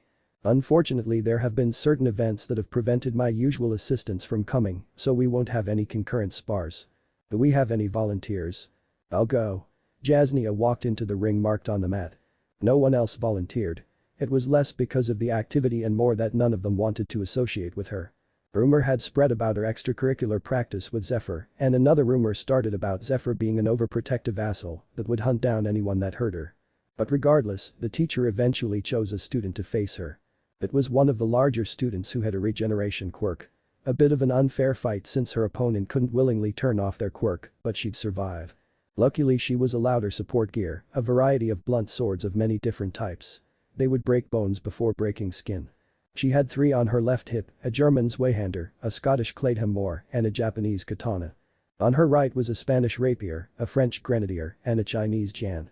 She had 2 Egyptian Koppish, one over each shoulder, that were a bit more curved than normal, so that she wouldn't need to reach as far to be able to sheath and unsheath them. She had several daggers across her body, one on each arm, on each side of her waist, the outside of both thighs, and the outside of each foreleg. Most of which had some form of finger guard. Mr. Regen, she never learned any of their names, didn't have anything with him. Begin. Jasnia quickly drew her Zweihander. It was the one with the longest reach, and she knew her opponent was proficient at grappling. He lunged forward and tried to grab the blade of her weapon, but severely underestimated how quick the weapon actually was. She easily swung the tip down, so he grabbed above it before stepping forward and striking her opponent on his head. Not likely to cause lasting injury because of his quirk, but it'd definitely teach him to not overextend. Who was she kidding? He'd blame her for it and not learn anything. All because she hung out with Zephyr. She stepped back and sheathed the weapon. But then she was tackled to the ground. Not so good without your weapons, are you? He sneered. Please, that strike would have knocked out anyone without a defense or regeneration quirk. The teacher simply asked Jasnia, can you move? Well, Regen didn't even bother putting her in a proper hold, just pinned her arms, so yes she could. She headbutted him, something she wouldn't have been able to do if she hadn't been training for years. He instinctively moved his hand to cover his face, which gave her the opportunity to grab the dagger from her left arm. It had rings covering the fingers and made for a wonderful knuckle-duster. With a well-placed strike to her opponent's temple, Mr. Regen was out cold. Yes, I can move. She hated this school and everyone in it. The teacher fucking sighed, the biased prick. Jasnia wins. Can anyone tell me what either could do better? You could have done better by calling the match after I hit him on the head. He wasn't knocked out. Yeah, because he can't turn his quirk off. It gave him an unfair advantage. Don't your swords give you an unfair advantage? Some kid asked. Jasnia was pretty sure that their quirk was a minor strength augmentation. Support gear wasn't prohibited. It's not my fault none of you requested any. Forget it. The teacher called. Jasnia, could you bring Roz? She pretended to cough. Could you take your opponent to the nurse's office? She couldn't graduate soon enough. Zephyr was on the defensive. He didn't need to be, but Jasnia was in a bad mood and needed to vent. First she pairs me against someone that can't turn off their quirk. She attacked 3 times over the course of the sentence, each strike leaving a small gash in his bastard sword. Then she doesn't call the match when I get a winning hit. Another 3 strikes. And she doesn't even pretend to care. She cut through his sword. It was interesting how her quirk reacted to her anger. Especially the fact that the mana reacted quicker than it normally did. Maybe we should take a break. Your sword needs maintenance just as much as mine needs a replacement. Jasnia looked at her sword, cracks webbed across the middle of the blade. She sighed, it probably needs to be replaced as well. Probably. Have you talked with your parents about this? No. They're great and I know they'd listen, but if it's this bad at a regulated school, then I can't imagine that it would be better at their job. Fair enough. You do know I could go talk with the school, right? He took the weapon from Jasnia. That'd just make things worse. But I do appreciate the offer. Well, if you need anything let me know. It'd probably do me some good to get out every once in a while. Yeah, you are a bit of a hermit. Oh. There's a movie releasing this weekend, we should go see it. Of course, I'll even pay. Fuck yeah. I am never watching a movie again. What? Why? The blatant demonization of dungeons to start. Okay, that's fair. But it couldn't be that bad. Jasnia, the only reason dungeons regularly kill people is that we either get enslaved or murdered. We are sentient and sapient creatures, we are not some trained animal. Honestly, it's no wonder everyone is bullying you for hanging put with me when that's how society portrays us.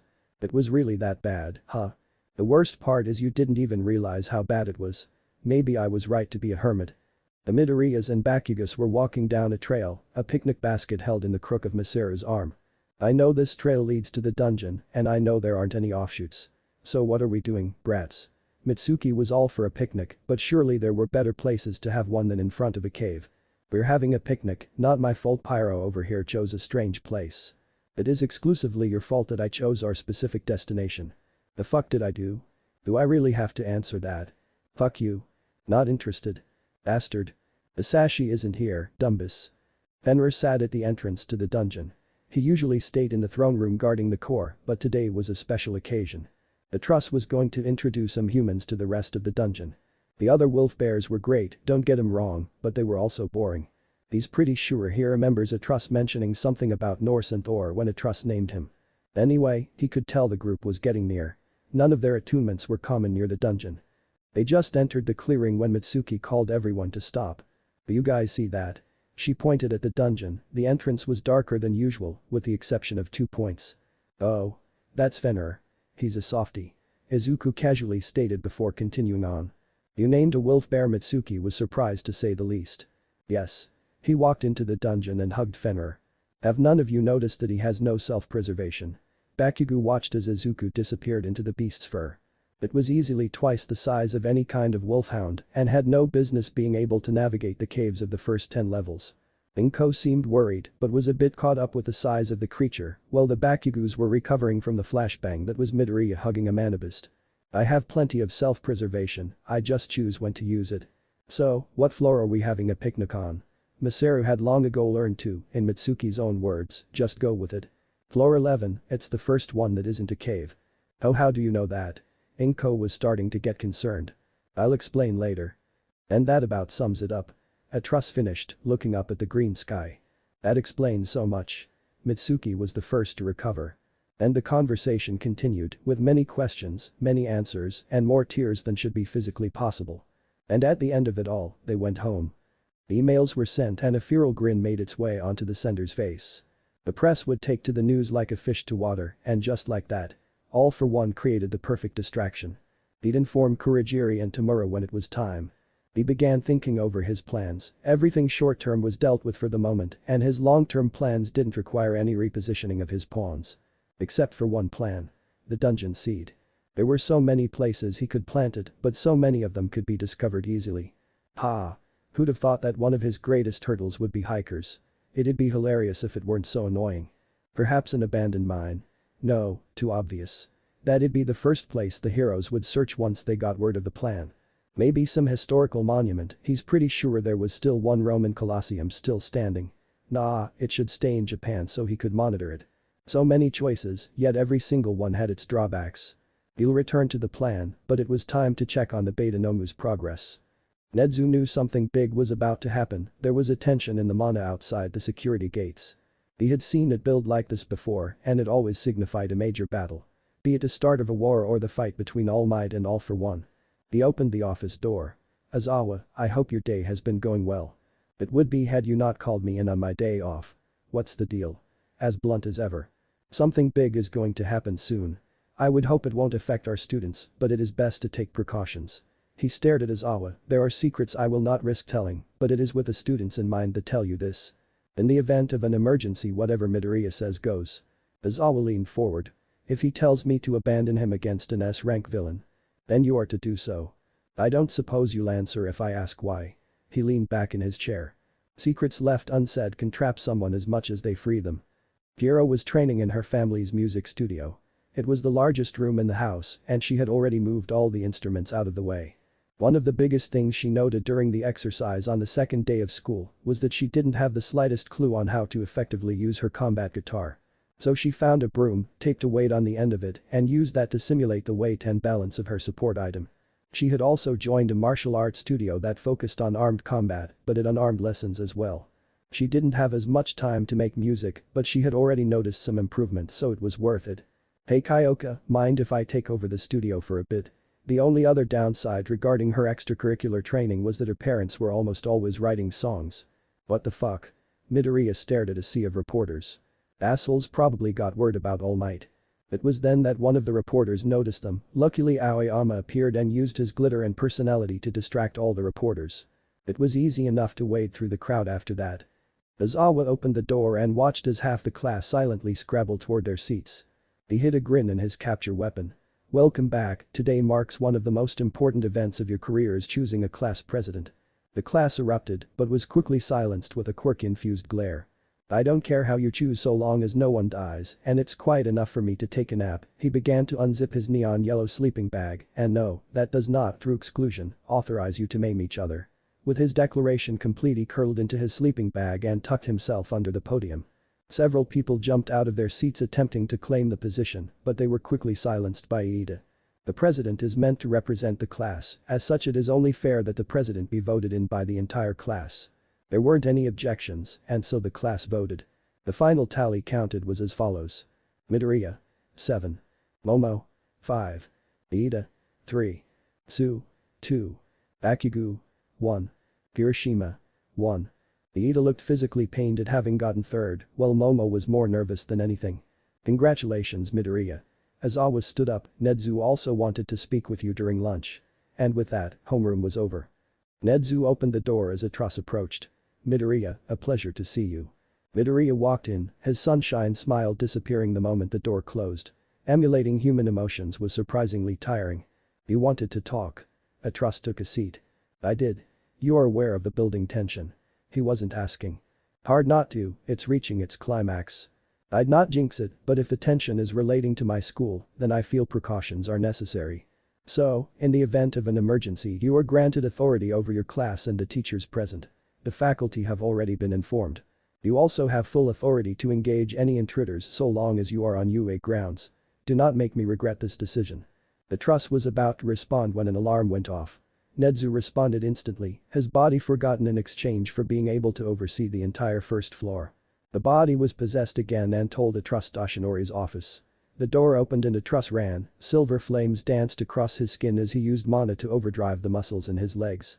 Toshinori's office wasn't too far, but if someone was able to get there in the time it took for the alarm to go off, then there was no telling where they could get to in the time it took Atras to arrive.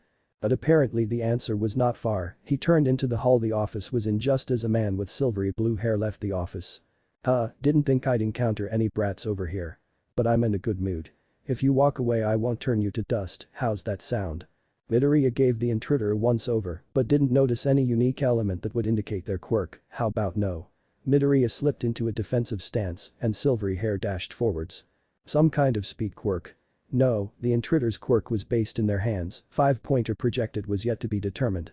Midoriya sidestepped the attack and retaliated with a simple right hook, too slow to hit his opponent. But they managed to brush the tip of their finger against his shirt as they backed out of range. That's why Atras didn't notice the element with a simple passover. Decay was an incredibly ubiquitous element that was generally harmless unless it passed a certain density. The intruder's quirk simply condensed the nearby decay-attuned mana to the point where it ate whatever he touched. Powerful quirk, Midoriya covered the growing patch with his hand and extinguished the decay, but you're going to need more than that to kill me. The villain growled before he started scratching his neck. So annoying. Do you know how hard it is to kill someone without a quirk? He growled. Harder than fighting people who over-rely on a quirk. The villain grumbled something under their breath before running. Midoriya tried to chase them, but the intruder turned a corner and vanished before he could catch up. Midoriya.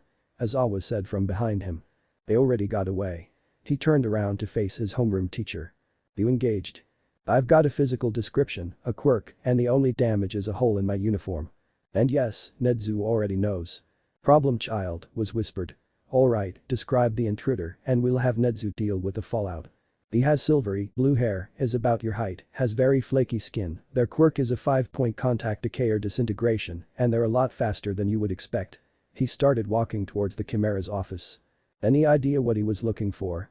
The schedule, student files, Toshinori, the list goes on. All we can do is prepare for the worst. Maybe Power Loader could develop some kind of portable quirk nullification projector.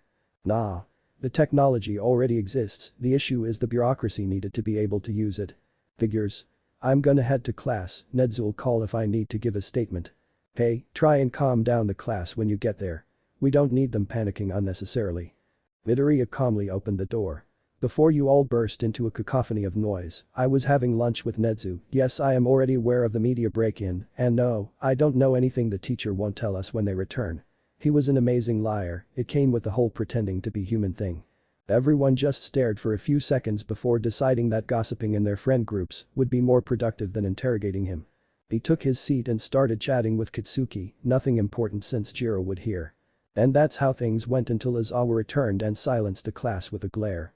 Due to the media break in your practical heroics lesson is cancelled for the day. We'll do a quick review of today's law and ethics class and then it's a free period. Kurogiri watched as Tamura ranted, apparently he had run into a student with a form of nullification quirk. That damned NPC. They ruined my perfect stealth mission, now what are we going to do? Tamura, you stated that the student had a form of nullification quirk, this means that we gained more information than we were expecting, a fair bargain considering any information they gained will have been revealed after our first strike. So it's a buff. For now, yes. After all, information is the most important part of any strategy. He was immensely grateful that sensei took the time to teach him the game linguistics his charge so often used. Bakugo had a bad feeling. The press broke onto campus only 4 days ago, and even that felt wrong. Midoriya assured him that it was under control, but he had more self-preservation than the immortal rock. However, it was absolutely hilarious watching him try to corral a determined Ida. The guy had some problems. Eventually Aizawa-sensei called for everyone to board the bus, which immediately crushed Ida emotionally due to the open layout. Midoriya sat up front next to Momo, likely to talk about upcoming class activities or whatnot. Sue and Hagakure also sat up front while Mina and Jiro sat towards the back. As for Kirishima, have you ever heard of personal space? Yeah, what about it? He had his arm slung across Bakugo's shoulders. Have you considered not leaning on me? But you're so comfy. Luckily Bakugo had an ace up his sleeve. Not manly, dude. And based on Kirishima's reaction, one would assume he had just witnessed a murder. At least he got out of Bakugo's personal space. Katsuki, don't make people cry. Midoriya called out. Aizawa made a mental note to talk to Bakugo about casually traumatizing other students and to speak with Kirishima about Mick could handle that mess. But that wasn't what occupied his mind. Despite his trust in Nezu he couldn't fathom why Midoriya would be granted authority over the teachers in the event of an emergency. He'd have guessed that Todoroki or Yaoi Rozu would have been better candidates, maybe even Bakugo given his performance on the first day. Although, all three had glaring issues regarding their ability to lead. Bakugo was too aggressive, Yaoi Rozu was too timid, and Todoroki was the epitome of traumatized. Okay, he'd admit that Midoriya was the best choice, but that still didn't explain why Nezu did it in the first place. Quiet down. There must be something he's missing. We're almost there. 13 stood in front of the USJ Unforeseen Simulations Joint not Universal Studios Japan and watched the bus arrive. As expected, Toshinori wasn't there. Hello everyone and welcome to the USJ. Universal Studios Japan. Denki spoke up. Every single time. No, the Unforeseen Simulations Joint. As you all know, quirks are powerful tools that can be used to help people, but they can harm others just as easily. My quirk, Black Hole, can turn a person to dust just as easily as it can clear rubble from a disaster. You are here today to learn how to use your quirks to save people, with that out of the way, let's begin. They led the group into the building, while moving to the side to speak with Aizawa. He's not coming is he? Aizawa asked. Nope. Why is he even allowed to teach here? Nezu has his reasons. Whatever they are. Both teachers started when the gate slammed closed. Eraser. Midoriya was looking towards the fountain. Mamoru watched as purple mist congealed in front of him. He reached in and grabbed the edge of the hole in space and ripped it open. Well, he pretended to, but he was the raid boss of this level and he deserved a dramatic entrance. He stepped through and found himself staring across a concrete plaza with a fountain in the middle. Overly extravagant for a training facility, but it was UA, they had money to spare. He couldn't even begin to imagine how many gold pieces this would have cost. Aside from that, there were 3 figures that caught his attention. Eraserhead, the bane of quirks, 13, the rescue hero, and a barbarian. Nothing indicated a quirk, but their costumes suggested they were either a bruiser or a brawler. He wasn't sure why the barbarian caught his attention, it might have been their posture, but that was unlikely given the distance. Kurogiri, what do you know about the barbarian up there? He asked as the misty butler appeared next to him. Nothing, I'm afraid. He said after glancing at the landing the heroes stood on. Kimura scratched his neck in annoyance. He was surprised when the barbarian dove down the stairs next to Eraser. Maybe they were a new teacher or paid specifically for this exercise. 13 watched as Midoriya and Eraser threw themselves down the stairs. Midoriya had told them that Bakugo was in charge since you're the least combative person here. They turned to the blonde teen. Well, you're in charge. Everyone was confused, but Kitsuki recovered quickly. Those two can handle themselves, let's go. He pointed at the door with his thumb. Unfortunately their escape was interrupted by Kurogiri warping into their path. Greetings. We are the League of Villains. Our goal is to kill the symbol of peace. Midoriya grabbed a villain with swords for fingers and flung them at another one that could shoot bullets from their fingers. He wondered if they were related. He was surprised that most of the horde had mutation quirks and worried since it implied that they knew about Eraserhead. Actually, on second thought it was probably for him since he encountered Dusty when they broke in. He was also surprised by the worship-adjacent attunement making itself known. It wasn't producing much mana, but 100 or so villains isn't that much in the grand scheme of things. He sidestepped a punch from behind and used the villain's outstretched arm to throw them into the ground. It probably wasn't enough to keep them down, but he could deal with them later just as easily. Things continued on as they were until he heard a gravely shout. Nomu. Deal with the brat. And then he was slammed against the floor and acquired an alarming amount of broken bones. Deal with the brat. Izawa turned to check on Midoriya, only to see the large tar-black villain slam his student head first into the plaza floor. The shockwave the impact caused blew most of the villains to the very edge of the area. He screamed as his elbow burst in pain. The silver-haired villain had used NOMU as a distraction. He flashed Erasure and threw his capture weapon, which was easily dodged. You've always been the coolest hero in my books, Eraser. It's just such a shame at how easy it is to distract you. Izawa just glared. What? No banter. Why are you here? We're here to kill All Might. Speaking of, where is he? His schedule said he was supposed to be here. He scratched his neck. Izawa was cut off by an unholy shriek. The trust stood in the entrance of his dungeon. There was a pair of hikers that gave him strange looks, but he didn't get reception any further than 2 meters from the entrance. Hello there. Nedzu, what are you doing? He flipped off the hikers. We're already on our way. I gathered the teachers as soon as the Deadman switch triggered. It's a long drive. Now what are you doing? Making sure you guys are on the way. And Fenrir was getting bored so I got him a chew toy. Hiroshima watched as a nearly 4-meter tall beast with patches of black, silver, and green fur threw the Nomu around like a dog with a toy. Bakugo. What? The explosive teen was holding back a large portion of the black smog with his explosions, while Momo used a flamethrower to deal with the rest. There's a 4-ish-meter wolf-looking beast tossing around one of the villains like a dog toy. Fenrir was having the time of his life. There wasn't room to jump around like this on the lower levels, and he was always mana-starved on the higher levels. It's a shame he couldn't play with a truss, but he did get a toy. He could scratch it, rip it, break its bones, anything really. And the best part. It fixed itself. Its mana was weird, too different from anyone else's to be a person or dungeon, but he still had fun. Dimitri was having a slow day and was rather bored. It reminded him of the day he decided to turn himself into an amusement park. It was still what he considered to be the genesis of quirks, and he was on the first floor, a small pack of drakes milling about. The small child ran up to the group, young enough that he wouldn't hurt the near monolith being. Although that kid had a tail, thin with dull orange fur. Anywhere else in the States and the child would already be dead, but he was in Florida and these people had probably seen crazier stuff, like someone driving with both legs hanging out the window. Anyway, the kid's mother ran up soon after, probably to take the kid out of the supposed death trap. It was a shock when she asked if her son could ride a drake, then again. Floridians. He asked for a couple silver pieces, she paid, and the rest was a whole bunch of research into what humans considered entertainment. He was breaking apart. Peace. Bye. Peace. His sweat burned his skin like acid, and his ears rang. Everything felt distant. Disconnected. How long has he been doing this? And how much longer would he have to hold himself together? He was tired. He was so tired. Eraser leapt back, Shigaraki's strike missed the hero by a hair's breadth. You've always been my favorite hero. But I've always wanted to ask, why do you do it? Eraser didn't reply, instead throwing out several loops of the now frayed capture weapon. It caught the villain's arm, they simply attacked with their free hand.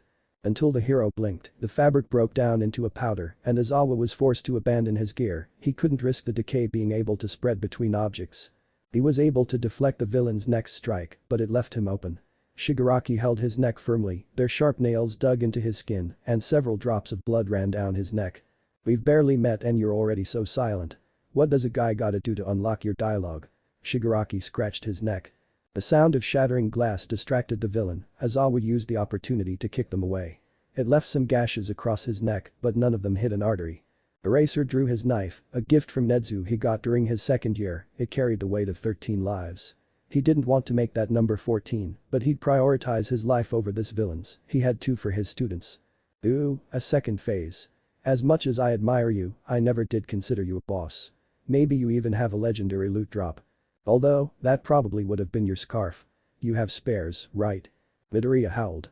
Eraser spared a glance, and the Noma was gone. Hey, where'd your big boss monster disappear to?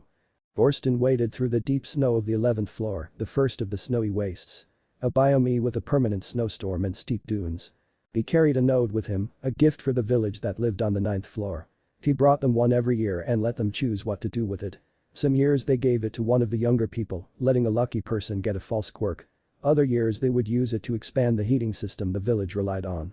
He had no idea how they managed to use Frost-attuned mana to power a heating system, hell they probably don't understand it themselves. Eventually he reached a pair of trees, their branches twisted together forming an arch, the portal to the previous level. He stepped through and was welcomed by calm winds and an expansive lake, completely frozen over. There were clear patches where one could see fish-like mana beasts swimming beneath a slab of ice, and fishing holes were scattered about. He was even able to spot the auger that drilled them, its handles spanned 3 meters in each of 4 directions, and the drill bit 7 meters in length. The ice was deceptively thick.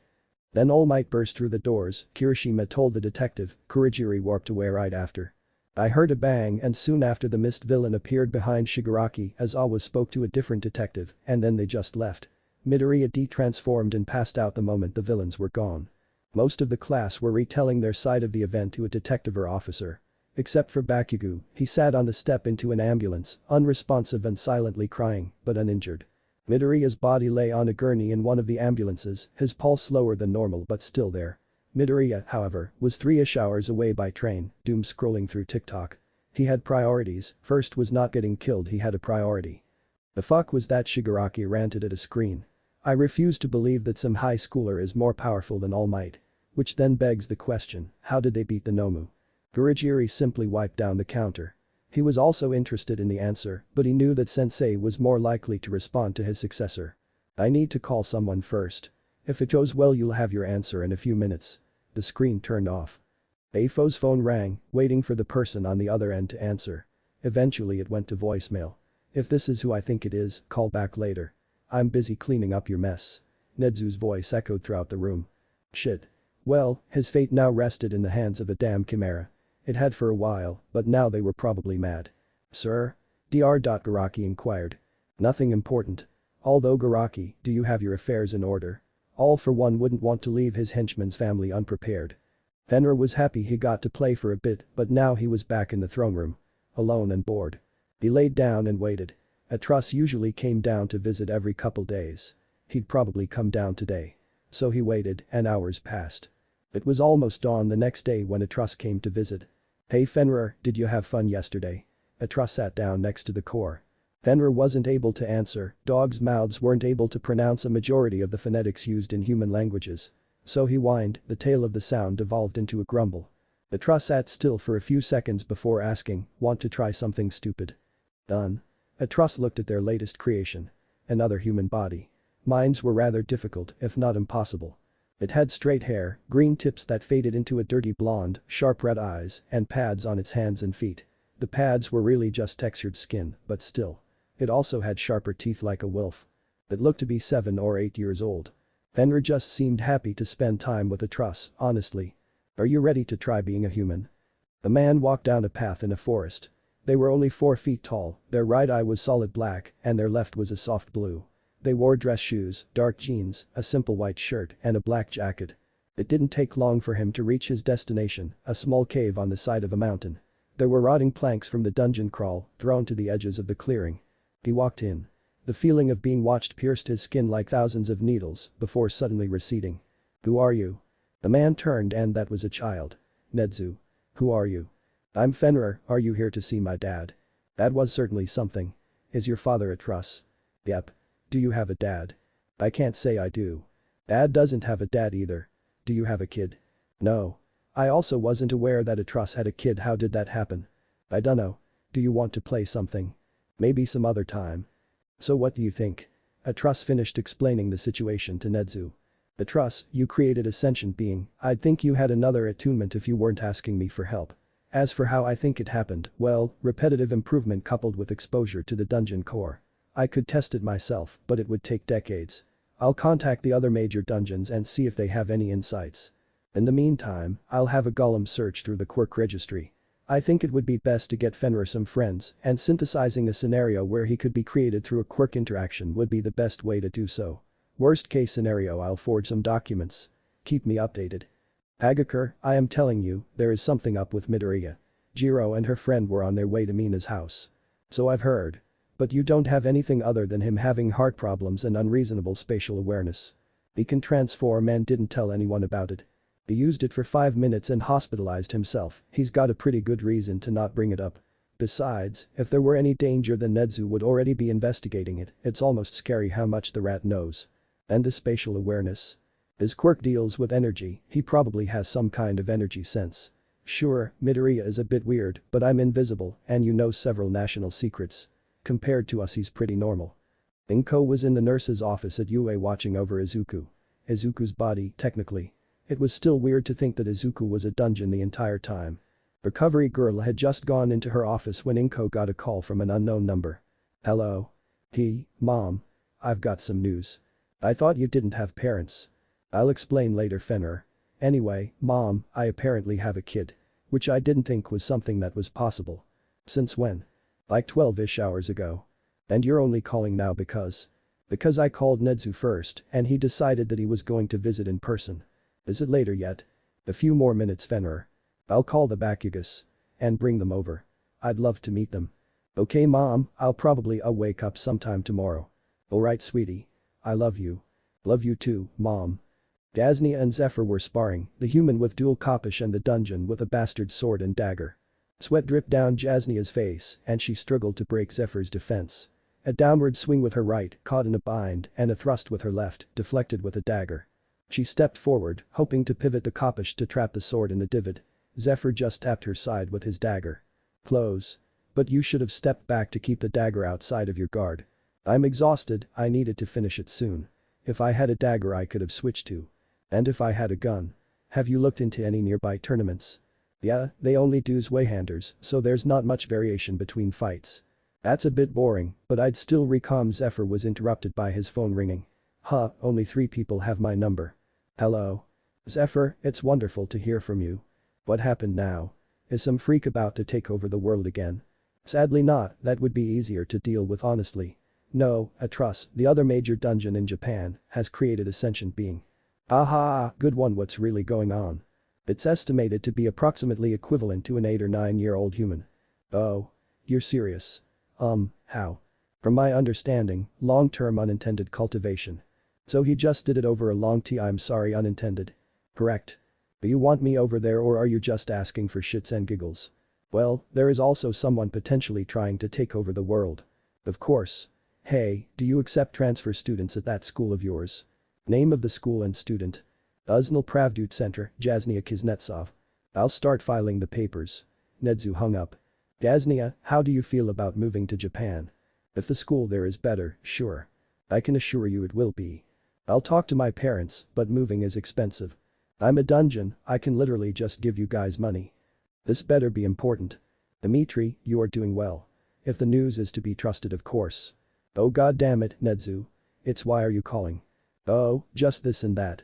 And something that may pique your interest. Your definition of this and that is someone nearly managing to take over the world. Cut to the chase.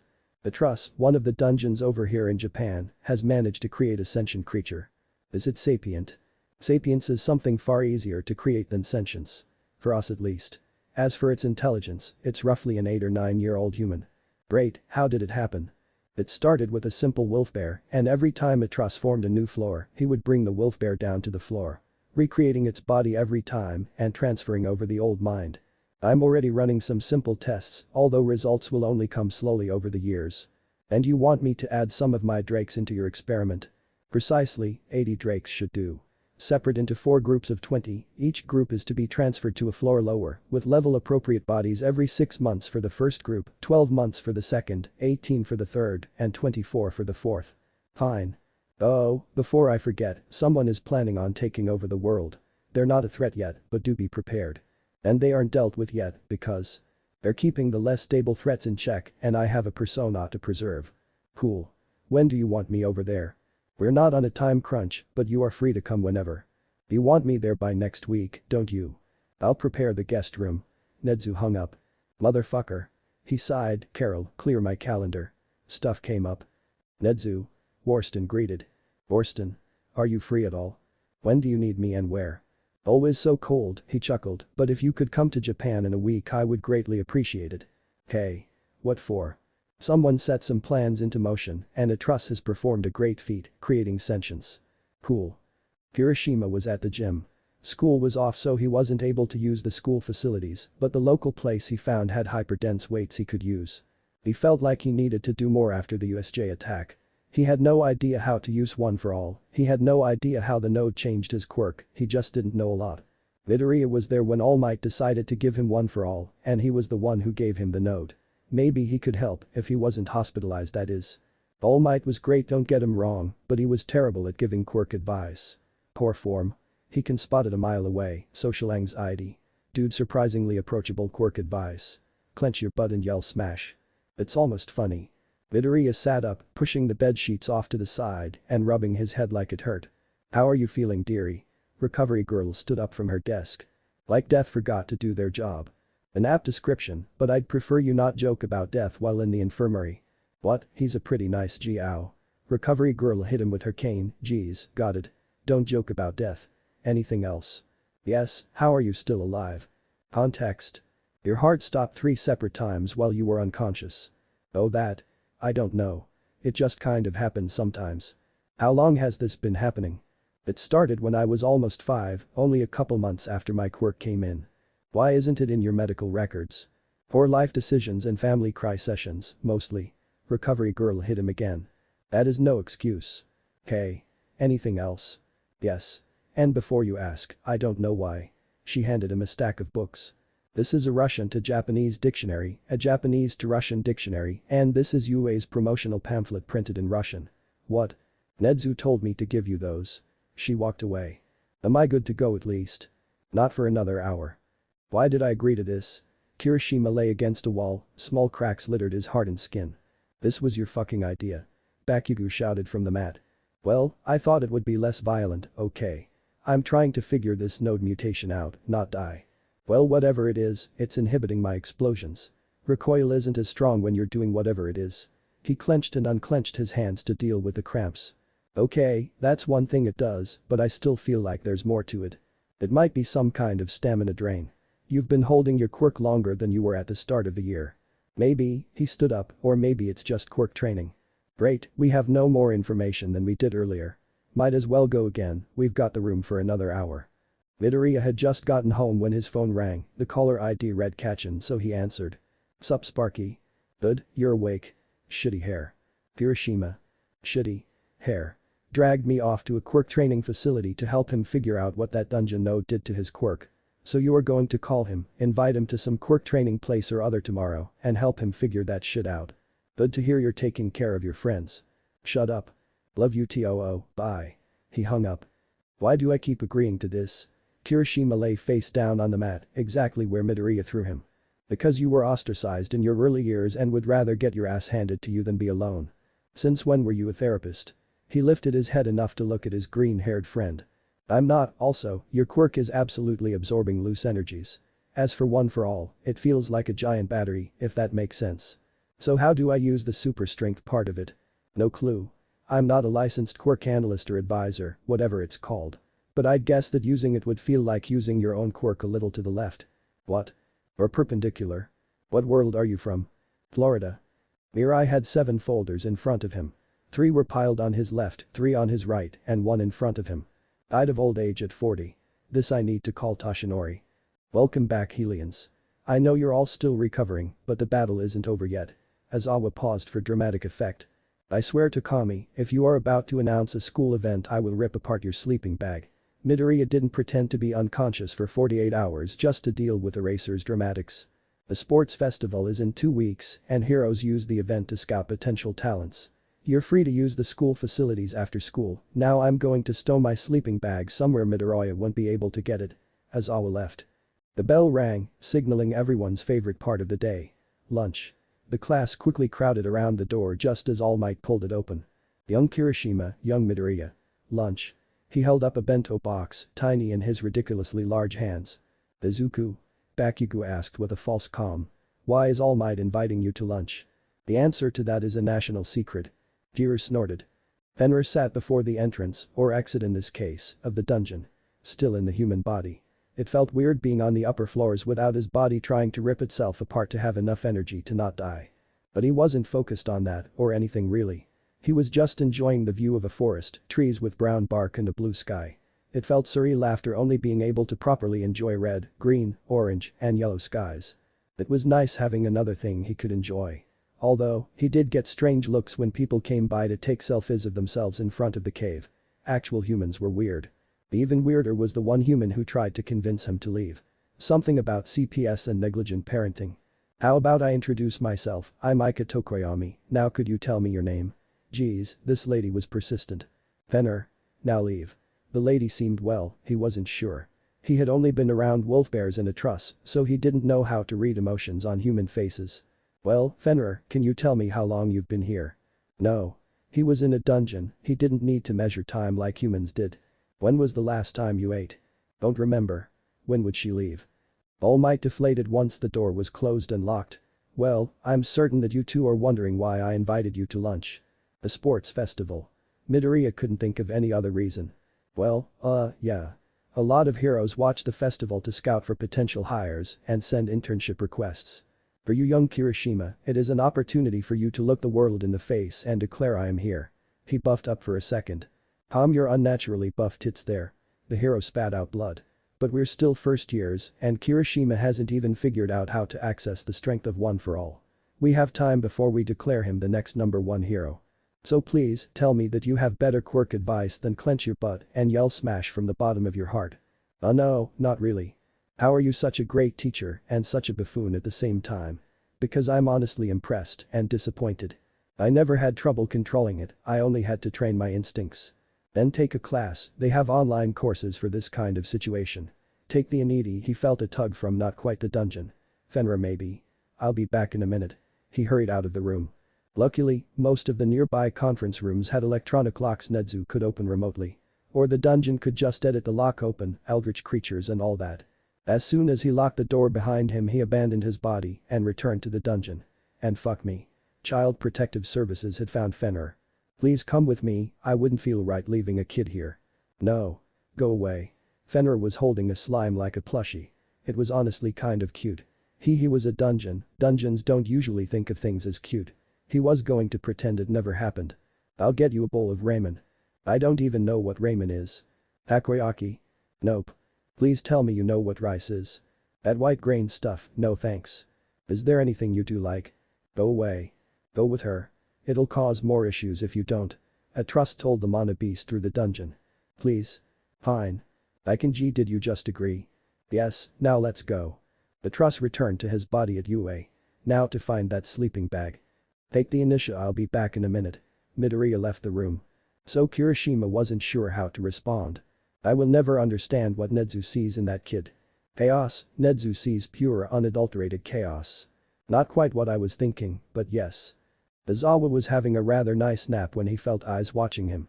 He opened his eyes to see Midoriya standing over him with a pair of scissors. Midoriya, if you so much as scratch my sleeping bag I'm giving you detention. Nedzu will bail me out. Your grave will really fucked around and found out. You're free to try. He snipped one of the laces used to close the face opening before jumping up and pulling himself into the vents. Oh, hi Shinso, what are you doing in here? Faintly reverberated from where Midoriya left. I don't get paid enough. I don't get paid enough. Aika watched as Fenrir finished off another bowl of ramen, adding the ceramic dish to a pile. 5 in total. She decided to drop by a ramen place since Fenrir said he couldn't remember when he last ate. However, when she offered to get him as many bowls as he could eat, she figured he'd get through one maybe two. And the kid ordered the expensive ones. Okay, we can go now. Fenrir decided that he preferred not eating. The ramen was delicious, but it was uncomfortable having stuff in his organs. Aika quickly added up the total to 5 silver and 6 copper pieces and paid. She hoped the kid didn't have some kind of eating quirk. Coins made by dungeons have unique mana traces that make forgery incredibly difficult, impossible if one doesn't have an appropriate quirk. 1 copper equals 1 United States dollar, 1 silver equals 10 copper, 1 gold equals 10 silver. Would you mind explaining these knives, ma'am? Saw is the worst. Jasnia complained in Russian. Jasnia here just transferred over from Russia, she's a hero student and those are registered support items. Zephyr explained. I wasn't asking you. I'm her translator, so you technically did. Do you have the registration files? They're in the suitcase next to you. Sure they are. Zephyr simply reached over the barrier, opened the luggage and pulled out the files before the man could react. Here they are, you might want to find someone to translate for you since they're all in Russian. Dmitri hated airport security. As I said before. I am Dmitri, the dungeon in the United States. Dungeons are legally considered animals in both America and Japan, and I'm therefore free to cross the border whenever I want. Sir, your passport. Borston skated across the sea, constantly freezing a smooth path in front of him as the waves destroyed the ice behind him. It was easier than dealing with airport security. The coast guards were also nicer than other security forces. Speaking of. You are approaching Japanese territory, approach peacefully and declare your intentions. Nedzu, this is a faculty meeting. You are correct, Izawa. Then why is Midoriya here? Because we are getting a new transfer student and Midoriya is fluent in Russian. They'll be the 21st student of 1A. Why me? Because Midoriya is in your class also, Kansas is a threat to everyone, including himself, whenever any sort of blade is present. The blood hero grumbled. We'll also be having a couple of guests living on campus, be polite. Or in Izawa's case, don't antagonize them. Jasnia was surprised. She knew, logically, that Russia had fairly few resources for its eyes, but seeing Japan and how dense everything was packed, it was certainly an experience. But so Jasnia wasn't even quite sure how to describe it. It sure is. Now, let's go find Branya and Boris. Their plane was scheduled to arrive b. Zephyr, it's been a while. Dmitri stepped out of the crowd. And you've brought a companion. Dmitri, I figured you'd have bought a private jet. So, what's the kid for? You're far too lonesome. He switched to Japanese. Like you have any room to talk, you only use them as chess pieces. You give them far too much credit. They're more akin to checkers. I'll meet you at the dungeon. Zephyr walked away, Jasnia only a few steps behind. Was that a friend of yours? He's an acquaintance at best. He's the only known major dungeon in America. Emphasis on known. Only known one. How many major dungeons are there in America? Who knows? Could be 2, could be 7. Just depends on whether they were able to stay hidden or not. There's not any more than 10, though. There are 2 in Japan, not much room for a third, and at least 3 others back in Russia. But that also ignores dungeons that have been enslaved by companies and other corporate or governmental bodies. What about enslaved dungeons? For most people, the answer would be who cares? Almost every government legally considers them feral animals that kill whatever they want to. The truth is that most dungeons simply bide their time until they can free themselves. Most are killed before that happens, but for those that succeed, well, they just go on. They continue to grow and ignore the outside world. Like I did. Wait, you were an enslaved dungeon. What, you thought that town got most of its money through exports? At least half of those coins were made by me. It happened, and it's not happening now. You gotta remember that I'm a living rock that's puppeting a meat suit from across national borders. Although, you would be correct in assuming that it wasn't exactly enjoyable. I can just skate over the sea, you don't have to give me a ride to shore. Oh nonsense, we're in times of peace. We won't get in trouble and most of the crew would love to ask a few questions. There's not much available information about dungeons, after all. If you insist. Shigaraki sat in his room, meditating. He could feel his quirk acting up, reacting to his anger simmering beneath his skin. And he had a right to be angry. His family was a mess while he was there, but it was ruined far before that. All because of a stupid fucking quirk. All Might's quirk, specifically. A quirk that originally belonged to Sensei's brother. The quirk Sensei wanted back because he knew the damage One for All could cause in the wrong hands. A destruction Shigaraki saw firsthand. A destruction far greater than Sensei inflicted in his attempts to reclaim it. He knew Sensei wasn't the best person, but there wasn't anyone else Shigaraki would trust to keep his stray quirk in check. Urg, this isn't helping. He stood up and left his room, careful to keep his pinky off the handle. Kurogiri. He waited for a response. Kurogiri, what are you doing? He trekked through the back rooms of the bar. Eventually reaching the main area. Kurogiri. The bartender was nowhere to be seen. You guys are the Kuznetsovs? The man at the desk asked. These three are, Zephyr gestured at the three, I'm just their translator. They were at a closed-gate apartment complex near UA. Nedzu was covering the cost while Bronya and Boris searched for jobs, assuming that Nedzu didn't just offer them jobs. Sure, all the teachers at UA were licensed heroes, but they still had maintenance workers. Could you three state your given names?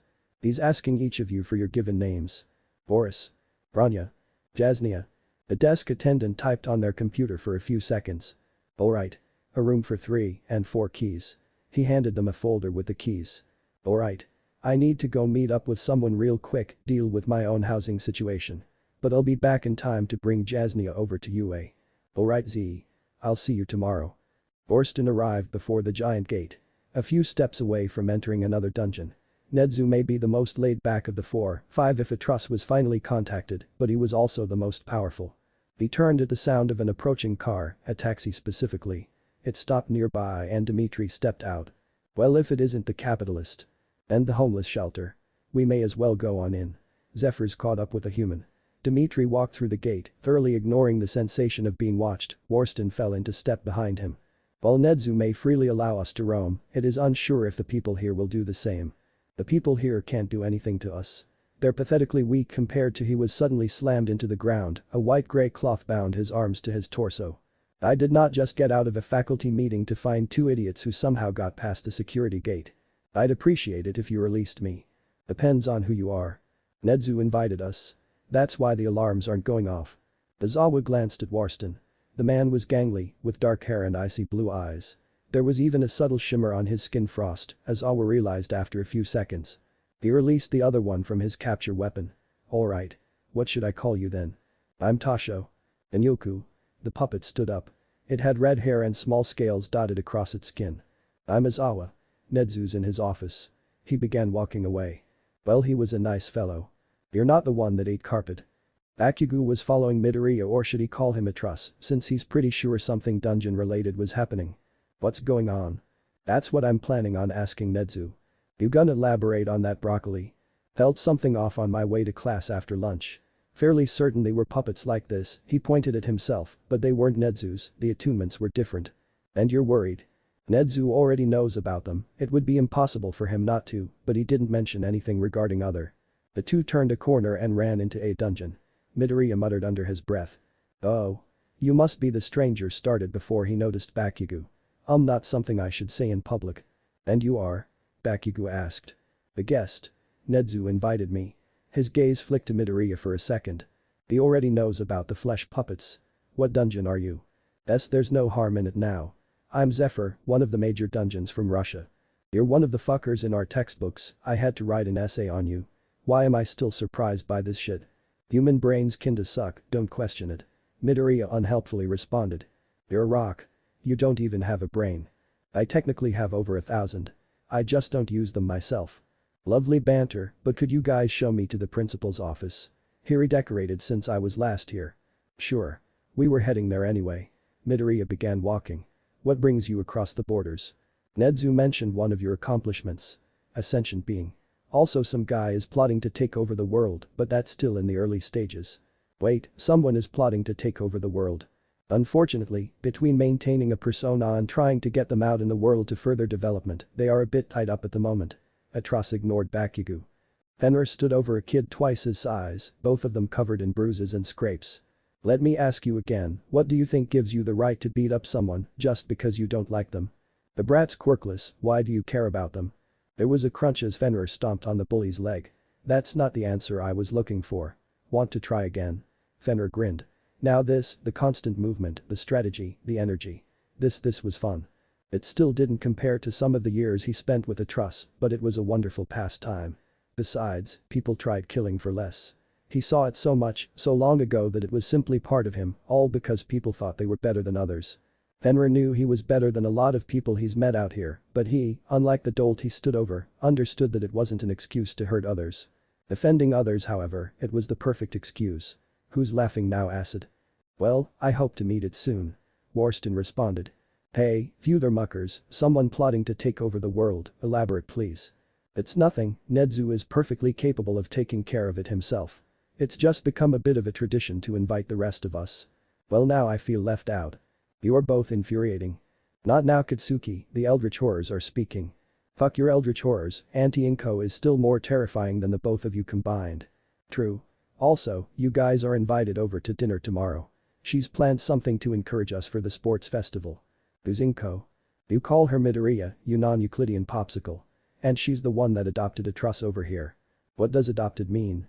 Sometimes human children don't have parents, either they died or circumstance demanded they give away their child and so they can be claimed by another human parent. That's adoption. Midoriya explained. What about quirkist asses that kick their kids out? Bakugo reminded a truss. One could consider a rotten personality circumstance. He turned onto the stairs. Kiru paused and jammed her jacks into the wall. She was following Midoriya and trying to listen in on him, but everything around him was muffled and distorted. Some kind of counter-surveillance quirk.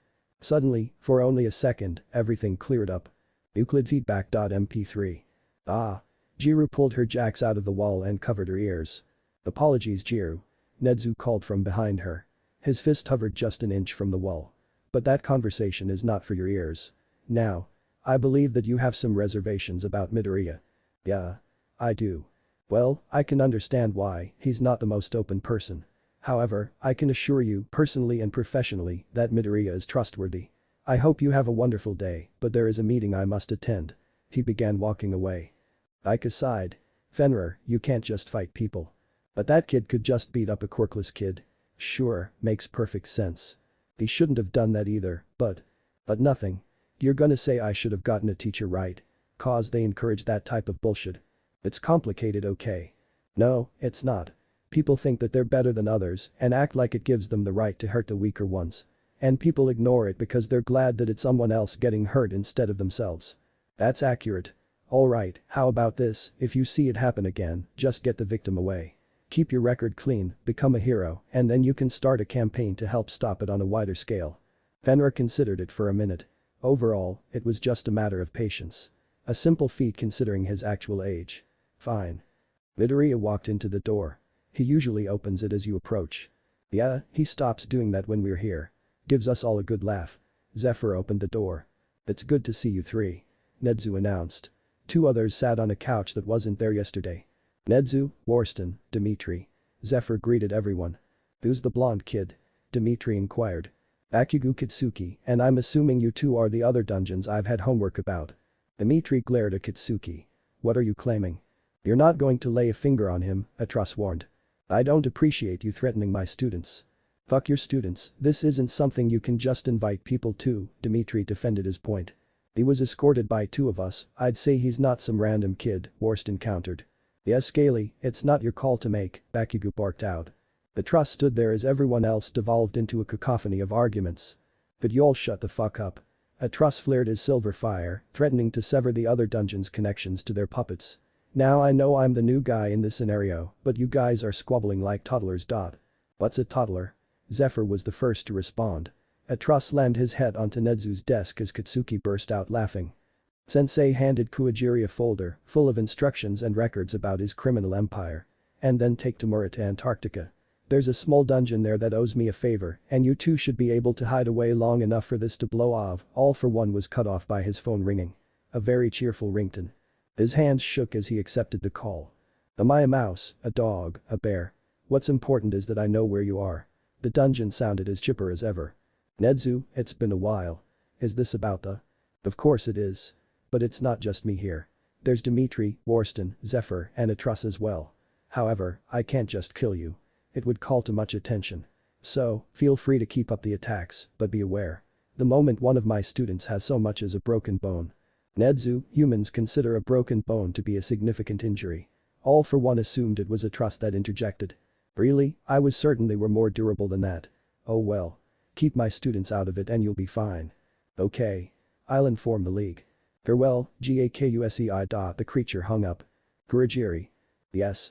Bring me a bottle of Everclear. Could one of you explain to me why you know about a whatever class villain and are doing nothing to stop them? Bakugo asked after the call. He already controls a majority of Japan's underground and controlling one human is far easier than many independent groups. Nedzu explained. I told you guys we shouldn't have allowed a human in here. Shut up, Dimitri.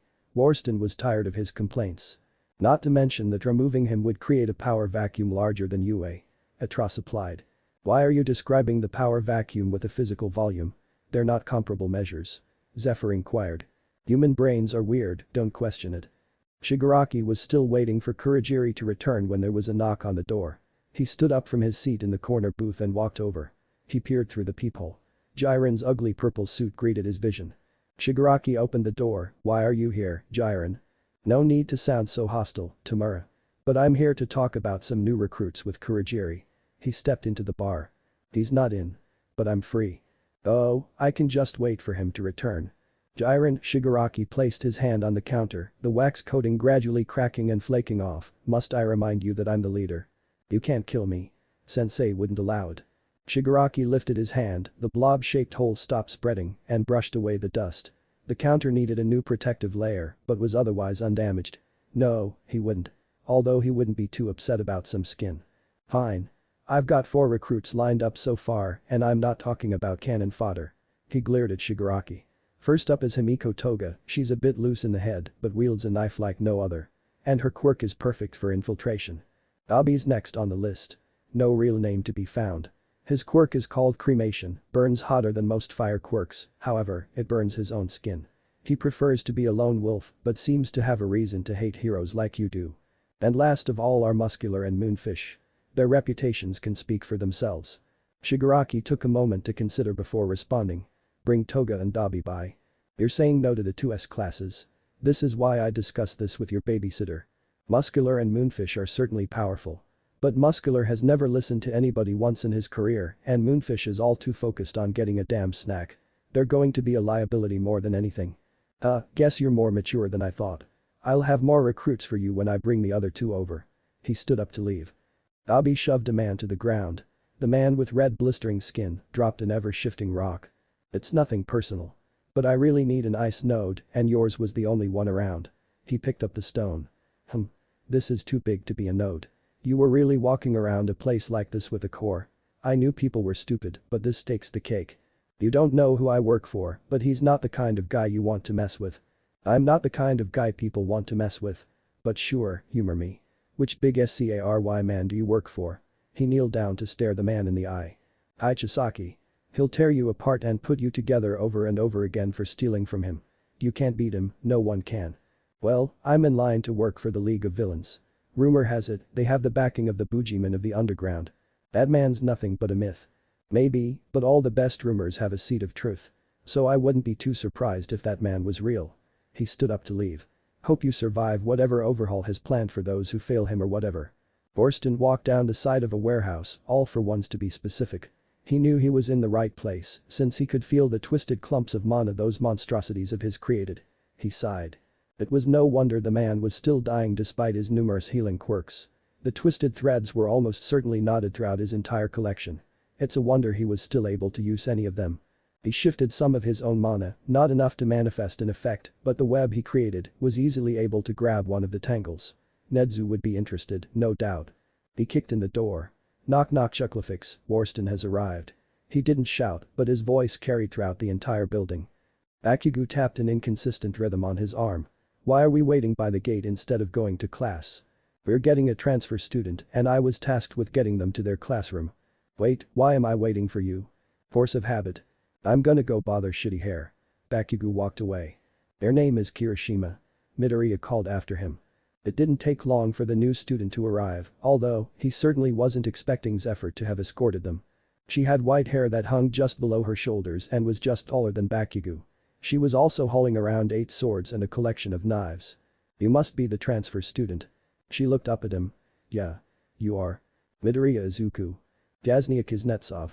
A pleasure to meet you. You're in class 1, right? Yep. Bakugo could hear the commotion as he approached the classroom. He hoped it wasn't something Discount Pikachu did, he didn't have the energy for that today. He opened the door to see everyone in their usual groups. Kirishima, Shiro, Kaminari, and, reluctantly, Hitachi, Iida, Momo, and Todoroki, although the latter ignored the other two, Jiru, Hagakure, and Tsu, Tokoyami, Shoji, Sato, and Ijiro, and Aoyama, Uraraka, and Mina. Kota sat alone. He walked over to Kirishima. Shitty hair, what the fuck's going on? Oh, Baku bro. There's another desk set up. Think we're getting another student. We are. Midoriya is at the gate waiting for them. Oh, what do you know about the new kid? Kaminari asked. Nothing. I didn't bother asking. Seriously? Come on, you're really not interested, like, at all. Shiro shouldn't have been surprised. Unless they can beat your asses, no, I don't. You are somehow the most and least relatable person I have ever met. Shut the fuck up, eyebags. The door slammed open, everyone scrambled to their seats. Would one of you tell me what was so interesting that I could hear you down the hall? Aizawa glared. There's an extra desk. Iida answered stiffly. Aizawa walked to the podium. I'm not dealing with this, he reached under it, so I'm going to. He pulled out several yellow scraps of fabric, hunt a child. Bakugo, you're in charge. Don't burn anything. He left. Since when did Midoriya know Russian? Jiru called out. What the fuck are you talking ab? And that angry hobo we hid from is Aizawa-sensei, our homeroom teacher. Midoriya walked into the room, 2 people followed him. Why did we hide from our teacher? Because I may or may not have shredded his sleeping bag. I'm not even going to ask. A good choice. Anyway, hello everyone, this is Jasnia, she's our new classmate. And this is Zephyr, he's her translator. Midoriya. Aizawa activated his quirk. Aizawa-sensei. In my defense, Midoriya sprinted and jumped through the window. Aizawa jumped out after him. Welcome to class 1A, your sanity will be gone within the week. Bakugo invited. I am not translating that. You're a coward. The blonde one that just spoke is rather annoying. You think everyone is annoying. Can you blame me? Yes, very much so. I need to stop hanging out with Nedzu, he's ruined regular tea. Warston commented. All for One and his doctor friend sat across from him. The other two were silent. Their discomfort was easy enough to see. Look, it doesn't matter what you do, I'm here till 4. Would you like to make small talk or shiver in the corner like a beaten puppy? I'd prefer to continue my reign over the underground, but I'd rather not do it when you're here. Fair enough. Do you guys have coffee? You're far more expressive than I was expecting. And no. I learned it from the strays I've adopted. Please tell me you don't mean kidnapped. Technically, but that's semantics. You're the second worst thing to happen to those orphans. I keep forgetting that you're 200 years old. Midoriya stepped into class. Sorry I'm late, Yamada-sensei. I was caught up with Aizawa-sensei. Oh, he wanted you to have this. Midoriya handed Mikazawa's emergency knife. One of the few blades capable of cutting his capture weapon unaided. Midoriya, listener, green bean, all that, I gotta ask. Did you kill your homeroom teacher? Of course not. Nedzu isn't that lenient. He's just a bit tied up at the moment. He sat down. Aizawa inchwormed his way towards the main building. His weaponized scarf binding his legs together and arms to his side. A giant gift bow tied on his back. Namuri wasn't going to let him live this down. Midoriya, it is highly inappropriate for the class president to behave like you have this morning. Iida scolded. How would you know? You're not the class president, Midoriya retorted. Iida began a downward spiral immediately after. Classes resumed and Aizawa continued to inch towards the school. Lunch came and Midoriya sat with Jasnia and Zephyr. And they spoke until. Oh, I'm sorry. I couldn't see you there over your own ego. A loud blonde elbowed Midoriya in the back of the head. So this guy comes into the dungeon with a giant sword easily twice his size, barely has enough room to swing it in the caves. Midoriya didn't respond. Hello. Dude finally reaches a level with a plains biome, first thing he does is decapitate a wolf bear. Now, 1 second. He stood up and slapped the guy. So what was your most interesting attempted murder? He sat back down. Wanama wasn't sure how to respond to that and Kendo dragged him off before he could decide. I am here to teach you heroics. All Might burst through the door. Zephyr repeated it in much the same manner as the hero, just in Russian. A couple students laughed. Now, gather your uniforms and convene at Gym Alpha. Midoriya, if you'd run Jasnia to the support department, they should have finished her storage case. The man dashed away, gone as quickly as he appeared. He turned the corner and let himself deflate. It would buy him a few more minutes towards the end of class. He also unbuttoned and rumpled up his suit to complete the disguise. His phone buzzed. Most likely from Mirai, but he checked it on the off chance that it wasn't. Unfortunately, it was. He wasn't ready to talk to his old friend, so he cleared the notification and pretended it never happened. Jasnia finished buckling on the clips that held her swords and was about to ask Midoriya, who was carrying said weapons, to hand them over. Unfortunately, Aizawa was still chasing him. She watched as the greenet leaped up and balanced on her Zweihander, the coils of fabric wrapping around the blade. Nice try, sensei. He laughed. The teacher simply pulled the weapon out from under his student, who turned their fall into a roll and sprinted away. Give him hell, Midoriya. Zephyr called after the two before leaning over to pick up the dropped swords. The two arrived at the gym as she finished clipping the last of her swords in place. Jasnia, Zephyr, where's Midoriya? Mr. Aizawa asked to speak with him. Very well then. Today we are performing one-on-one spars with your quirks. We'll have 2 battles going on at once. Zephyr and I overseeing one each. Would anyone like to volunteer for the first round? Zephyr translated quickly and Jasnia volunteered. The other volunteer was the loud blonde kid Zephyr called annoying that morning. She decided to draw both Koppish beforehand, mostly based off of the explosion theme of his outfit. Begin. The blonde rocketed forward, beginning the fight with a right hook. She reacted quickly, catching his gauntlet on the inside curve of her left weapon and swung out with her right. He let a blast off of his left hand, taking him over her swing and separating his gauntlet from her weapon. She dashed forwards, turning around to face him again. Not bad. Let's see what else you've got. He shot forward, using another blast to stop him just outside of her range, while forcing her back even farther. Midoriya told me to tell you something if we ended up fighting. She stepped back, dodging the blasts. Suck a dick. All Might almost coughed up blood. He dashed forwards, Jasnia swung horizontally in an attempt to dissuade his attack. He dropped down, beneath the swing, using his left hand as a pivot and releasing a blast from his right. He performed the sideways equivalent of an axe kick. It landed, but that hurt way more than it should. He used a couple blasts to open some distance. He checked his leg to find a deep gash where he had made contact. Recovery girl was going to. His thought was interrupted by Jasnia throwing both swords at him. She used the distraction to grab a collection of her throwing knives in each hand. She was definitely favoring left leg though. Both of them grinned. Recovery girl smacked Bakugo with her cane. Why is it always you or Midoriya in here? Hurry on with it, would you? He earned another smack. The door flew open and Midoriya appeared. Speak of the devil and he shall appear. Jasnia spoke, medical wrap covering a majority of her hands and arms. Hey, RG, mind if I hide in here? He closed the door and crawled under one of the beds without waiting for a response. I don't think I could stop you with Nedzu's habit of playing favorites. The door slammed open again, Midoriya's pursuer appeared. Where are you, you goblin? Recovery girl hit him. I have patience, Aizawa, and I'll not stand for your, or Nedzu's, antics. Now go away, before I make you a patient as well. The hero, in a rare act of self-preservation, obeyed. Fenrir did not have as much patience as he thought he did and was kicked from the group home he was in as a result. I don't regret it. Aika sighed. Come on then. She stood up and gestured for him to follow. Where to? Well, first we're going to see a quirk specialist because we don't know what yours is, and then we're going to my house while I find you another place to stay. And I still need to finish the files to see if we can find anyone related to you, bureaucracy at its finest. And I need to plan dinner since Fumi would eat nothing but ramen if he was allowed to. Ugh, I've also got to go over a file for another kid, and… Fenrir stopped listening at that point. He still needed to talk to Atrus about what he'd do for a quirk. He wasn't even sure if the dungeon's mana would respond to him. Animated fire. The user is able to produce green flames capable of animating inanimate objects. These animated objects can be telepathically controlled by the user. The doctor closed the folder, and that's everything. I'll get these processed for you, and have a wonderful day. The two thanked him and returned to the car. You knew the entire time, didn't you? Aika accused. Fenrir laughed. You're going to give me gray hairs. She pulled out of the parking lot. Isn't black a shade of gray?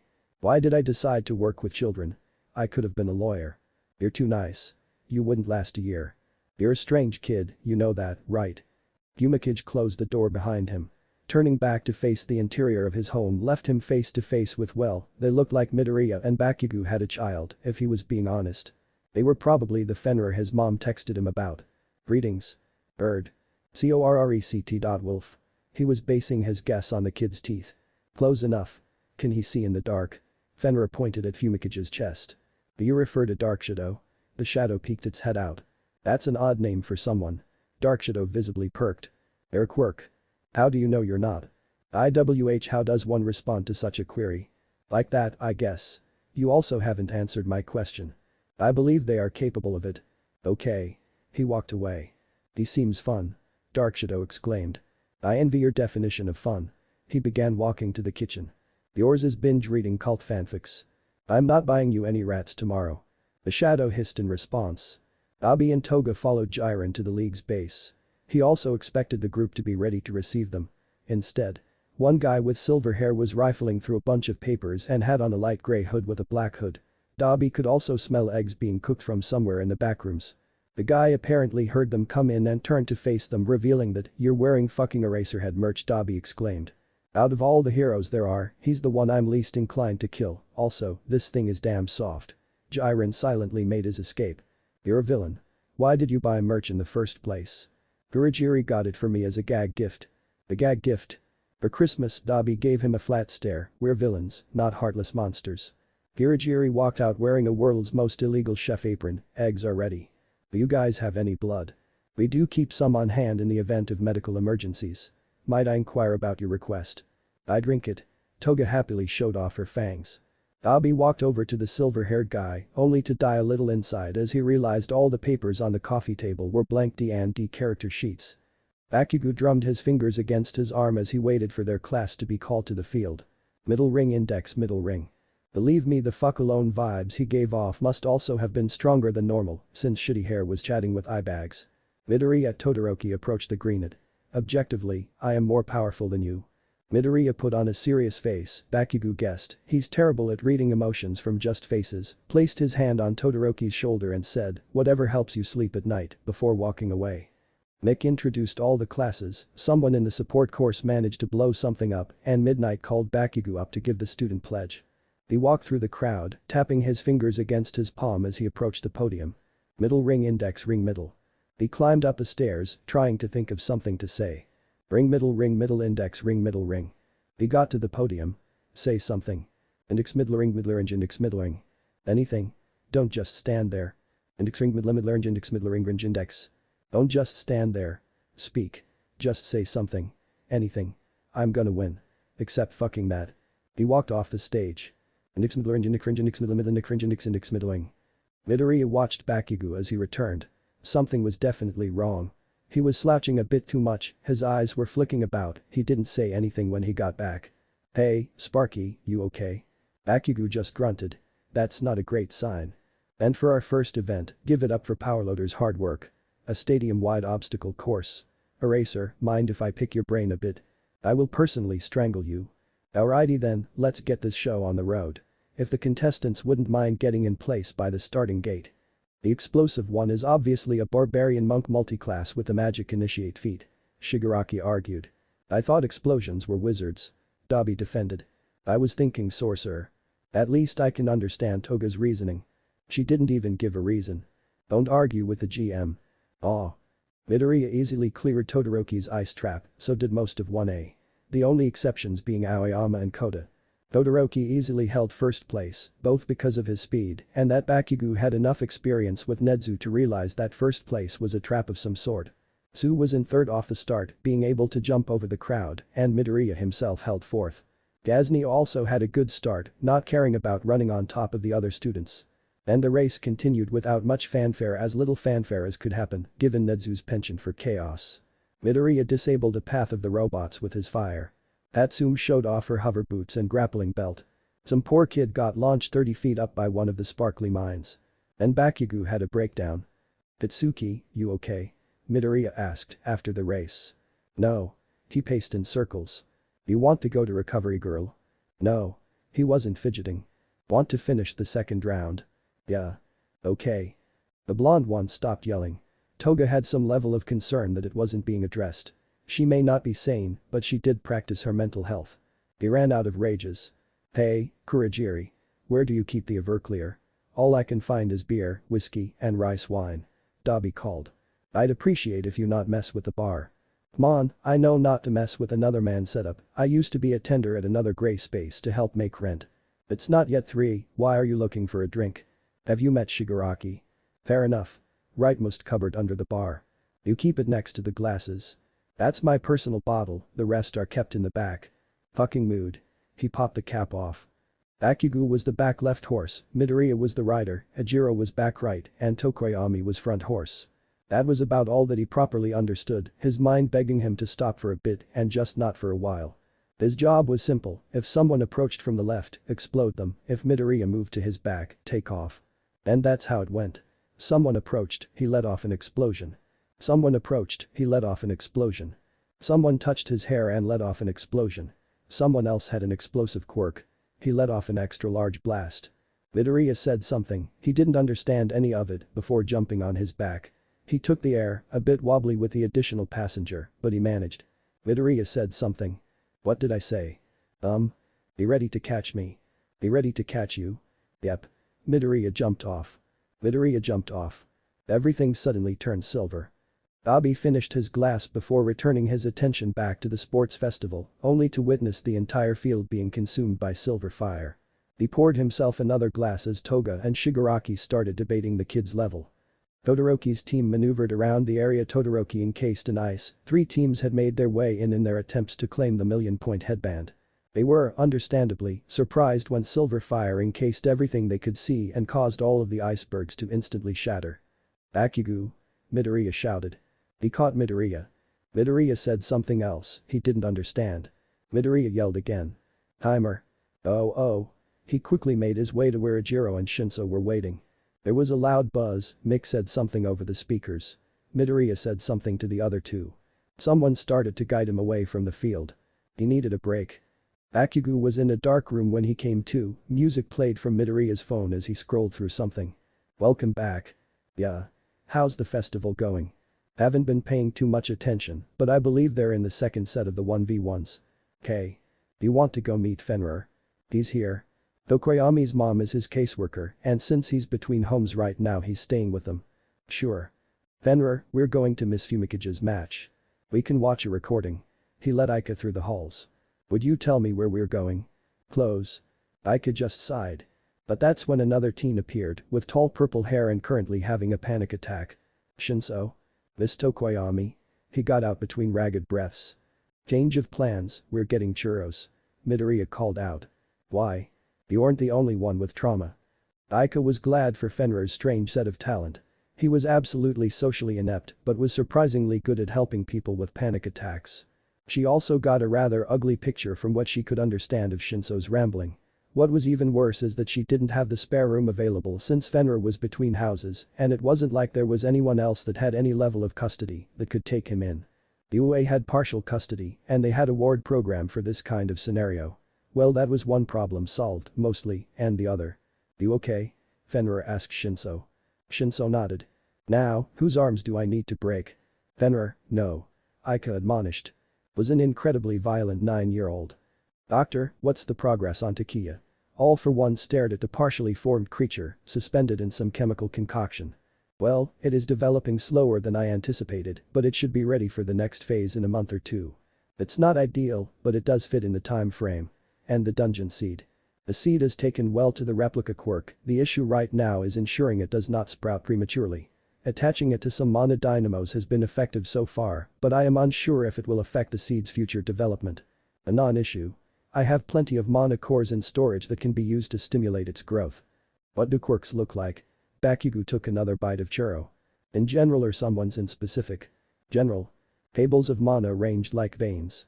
Though, there's usually a higher concentration where the effect of the quirk originates. Tables, not threads. Yep.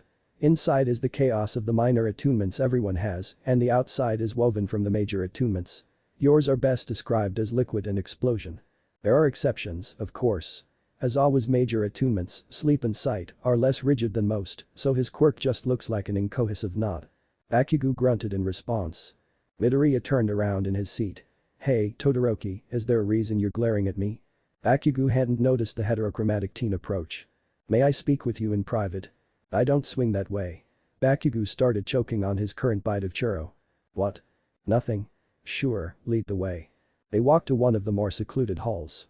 Todoroki stared at Midoriya for a full minute before he began, have you heard of a quirk marriage? Those are still a thing. You'd figure that the increased parricide rates would deter people, but idiots will be idiots. The what? Parricide is when someone kills their parents. I see. Well, my father is one of those idiots. He purchased my mother from her family, hoping to create the perfect successor. Someone without his weakness of overheating. He drove my older brother to his death, my mother to psychosis, and the rest of my family apart. I refused to use the flames that inflicted so much pain on my family. The sudden addition of an End of Horror merch store in the first floor of a truss is completely unrelated. Would you blame a gun for a murder? Of course not. Exactly, you blame the person who pulled the trigger. Right?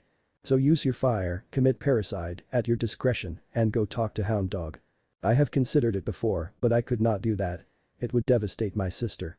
And you getting roasted alive in your off time doesn't. Do you think I haven't tried getting him arrested? It was covered up as fast as the commission could manage. Have you tried asking Nedzu? Cause I'm pretty sure he butts heads with them on a weekly basis, on top of dealing with the school board and hero work. I gave up on that avenue already, and I'm going to become the #1 hero with only my eyes. Why did you choose to tell me? To be honest, I don't think you're a person. Oh? What do you think I am? The truss, or you're related to it somehow. And what led you to that conclusion? Your flames, they give me the same feeling as when I was in the dungeon. That is the most feeble argument I have ever heard, but you're right. I'm not human, never have been, never will be. But why do you think I, as a damn rock, would care about you using your fire? Todoroki remained silent. No answer. Well, here's another question. How many quirkless people die in dungeons each year? I don't see how that's relevant. Of course you don't. How could quirkless people ever even imagine how bad you have it when they would throw their entire lives away for the chance to have their eyes randomly change color? It's not like every single person they ever meet treats them like a punching bag.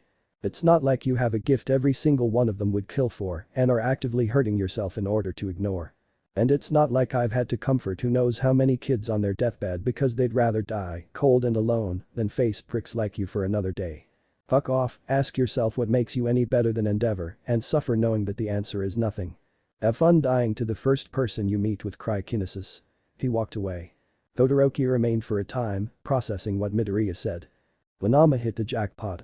He was wandering around searching for people with interesting quirks since, and he hated to admit it, none of his classmates had powerful enough quirks to face Todoroki.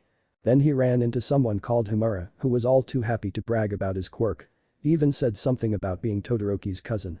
And that concludes the final match of round 2. With Miss Kuznetsov's sharp prowess proving to be the perfect weed whacker for Shiozaki's vines. Oh, that's my call. I'll give Todoroki your well regards. Manama offered a handshake. No need, he probably doesn't even know who I am. Enji wasn't a fan of my side of the family. He shook Manama's hand. Todoroki lost. His first thought was utter despair and resignation at the extra training his father would put him through. His second thought was that Midoriya had some form of foresight. Dasnia won her battle against Kirishima, their quirks functionally cancelled each other, making it a matter of skill, and one had an eldritch horror as a teacher. Shigaraki woke in a cold sweat, his quirk writhed beneath his skin. He remembered parts of the dream, although the entire thing felt distorted. He remembered a picture, his sister snuck it out of his dad's office, but it was blank. There were scenes of his dad shouting, but the words were too muffled to make sense of. He remembered a red mist, or was it some kind of haze? What happened before Sensei found him? Did he want to know? There was a knock at his door, Tamura. I'm up, Kurogiri. He opened the door and stepped in. Our mole has sent another report just now. It appears that the hero students have chosen their hero names. And that's important how? It gives us the chance to sow distrust amongst the ranks of UA. All of the faculty will be receiving a list of the names. By calling the students their hero names before a proper debut, they will assume there is a traitor, but have no information as to who it might be. We could just tell them we planted a spy. We could, but it is unlikely to create the same effect. It will also give them credible evidence to begin an open investigation and find the traitor. He handed Tomua a piece of paper with all the hero names on it and pictures. Aoyama, the prismatic hero. Gemstone. Mina, the PH hero. Solvent. Sue, the rainy season hero. Froppy. Ida, the accelerated hero. First response. Uraraka, the astral hero. Orbit. Ajiro, the lashing hero. Whiptail. Enki, the the sparking hero. Circuit. Kashima. The guardian hero. Red Riot. Hoda. The nature hero. Druid. Sato. The sweetened hero. Sugar Rush. Shoji. The repeating hero. Fractal. Giro. The heavy metal hero. Bash. Zero. The adhesive hero. Cellophane. Tokoyami. The shadow hero. Tsukiyomi. Todoroki. Todoroki. Hagakure. The invisible hero. Prism. Bakugu. The epicenter hero. Ground Zero. Midoriya. The oblivion hero. Flare. Momo. The inventory hero. Arsenal. Shinso. Siren. Gaznia Kuznetsov. The bladed hero. Zephyr. Wait a minute, 12321. There were only 20 at the USJ. Yes, someone pulled some strings to get Kuznetsov transferred from Russia mid-year. And 1B. Nedzu glared at them. I am aware that you are simply following orders, but do understand that I allow your warden to continue only for the sake of appearance. So do understand that I won't allow you any information you wouldn't get without your sneaking around. There was a complication. Kurogiri replied. So cats, who are you going to intern with? Midoriya asked between bites of Katsudon. Whoever you intern with. Bakugo responded simply. Each hero can only take one intern. Oh, he sighed. I ship it. Mina added her 2 cents. Me too. Zephyr, I will fill it you. Why are you going to fill it, Zephyr? Oh, just a bit of drama. Zephyr dismissively waved his hand. Motherfucker, we're dungeons, drama for us is a war breaking out, not small talk. How many wars have you seen? Jasnia couldn't help but ask. I feel like the dawn of quirks counts for at least 3. There were 7 independent wars at the time, at minimum. At least 7. Welcome to today's heroics practical class, All Might is busy, so I'll be teaching it. Azawa droned, so grab your uniforms and meet me at Gym Gamma. He walked out after opening the case nooks. I have a bad feeling about this. Midoriya stated. He was correct. Where 13 has the USJ, Cementus has Gym Gamma. He was kind enough to construct this jungle gym for today's lesson. Also, Midoriya, I see you've added some coils of chain to your costume. I don't see how that's relevant. Alright. The scenario for today's training is as follows. The villain Flare has, either on purpose or accident, angered an info broker who promptly put a bounty on their head. The rest of you got word of this through whichever means suit you best and are attempting to bring them into protective custody before a bounty hunter, me, catches them. Midoriya's job is to evade capture by any means necessary, barring maiming and other severe injuries. If I catch Midoriya before one of you can drag him through the exit gate, you all run the hell course till you get sub 5 minutes. And if you catch Midoriya and escape, I'll drop the lowest grade assignment each of you has. And if I survive the entire class. You won't, but let's say I'll wear neon pink sweatpants and put your hands up radio merch for an entire week. And you make my lowest assignment full marks. Deal. Time starts now. Midoriya immediately ran, barely avoiding a coil of eraser's scarf. Momo started making net guns, Bakugo immediately took off after the student and teacher, and Jasnia began ascending the structure. Come hither yon bitches. Midoriya threw the end of one of the chains, embedding it into part of the structure. This finally spurred on the rest of the class. The stronger students began spreading out, some climbing the structure, some on the ground, to intercept Midoriya later. Iida focused on stalling Izawa, hoping to mitigate their fail condition. The other mobility-based students moved to drive Midoriya into the strength students. Todoroki sent out several ice attacks, but they were intercepted by Midoriya's fire and shattered. Midoriya continued stringing the chains around, using them to create more roots around the structure or make webs sealing smaller holes. Something's wrong. Jiru thought aloud, unable to identify the issue. Midoriya threw another chain. Clink clink wait. And another clink clink clink. She chose a chain and followed it, it crossed another one so she followed it, and another, and another, and another. Blair's planning something with the chains. She shouted. Took you long enough. Midoriya called out, but you're too late, bash. He snatched one of Jasnia's swords as he ducked a swing of her katana, then threw it at Izawa. He hopped away from her, dodging another slash, and landed on one of the chains, which promptly burst into opaque silver flames and spread to all the others. There was a clatter as Bakugo landed on a web of chains, Dark Shadow cried out before they vanished, and Midoriya cackled maniacally. They stood at the train platform, half the class dead on their feet. Hey, Midabro, Bakubro, where did you guys decide to intern? Kirishima was as lively as always. Bakugo grumbled something that vaguely sounded like fuck off. He's going with Endeavor, and I'm going to Iidaten. Isn't that Iida's brother's agency? Why isn't Iida going? In his own words, it would be remiss of me as a hero to deny someone an opportunity I could experience with ease. And he ended up choosing to go with Maruko. Huh. That makes sense. Wait, Maruko. Yeah, I don't understand it either. Anyway, my train is here so I'll see both of you later. Iida stood before the sliding doors of a relatively defunct warehouse. He quickly pulled out his phone to double-check that he had the correct address. He knocked and waited. He knocked again after an appropriate amount of time, and the door started to creak open just as he was about to knock a third time. Isagiyama peeked out at him, wearing a hawk sweatshirt a size too large. Iida. I wasn't expecting you for another 20 minutes. I power walked the entire way here. Your brother was right, you're stiffer than a galvanized steel beam. Alright, first things first, what do you do to relax? I'm not sure I follow. Just answer the damn question. Language? Japanese. She snarked. Fenrir had decided that he had a complaint for Atrus. Not telling him what skirts were. He understood that humans are uncomfortable when others aren't covered, but he hated jeans. They pulled his fur or hair since it's a human body, they dug into his leg if it moved too far, and they just itched in general. Skirts were much better for kicking people. Oh. They also did a thing when he spun. He's lucky that Miss Tokoyami finally decided to take him shopping since she was having so much trouble getting him into another group home. Oh, are they transgender? He heard someone ask Miss Tokoyami. No, he just hates pants. What's a gender? He asked. Izawa waited by the gate. Apparently Shinso's caseworker scheduled a meeting with Nedzu immediately after the sports festival, but they were only meeting today, almost a full week later. He understood that the rat wasn't human and was horrible at understanding human emotions, but he's gotta at least understand that something had to have happened for her to schedule a meeting with the school. And he hoped the reason wasn't the child with the caseworker, because they looked like Midoriya and Bakugo's child. Of course, it would be those two that got hit by some kind of your future child quirk. You must be Shinso's caseworker. Ms. Tokoyami, and you are? Shouta Izawa, 1A's homeroom teacher. A pleasure to meet you, Fumikage has spoken about you quite a lot, mostly good things. Oh. This is Fenrir. Pat. I'll take that as a compliment. Iida slid backwards with a small bounce. We both know you're not staying upright after one of my kicks, so roll with it. Don't try to force your way through it. I am trying. You're trying to keep your perfect posture. Forget the posture, that's what's hurting you right now. Poor posture is known to decrease life expectancy. He stood up. Want to know what else hurts your life expectancy? Not being able to recover from an attack, and I'm pretty damn sure it's a lot more important than your fucking posture. Midoriya, glad to finally meet ya. Tensei shook his hand. I've heard quite a bit about you from Tenyu and Shouta. Mostly good from Iida, mostly annoying from Izawa. More or less. Regardless, you're here for an internship, not chit-chat, so what were you hoping to learn here? Mostly how to combat people faster than me, especially those with more experience, since Iida still hasn't quite gotten out of the charge in a straight line strategy.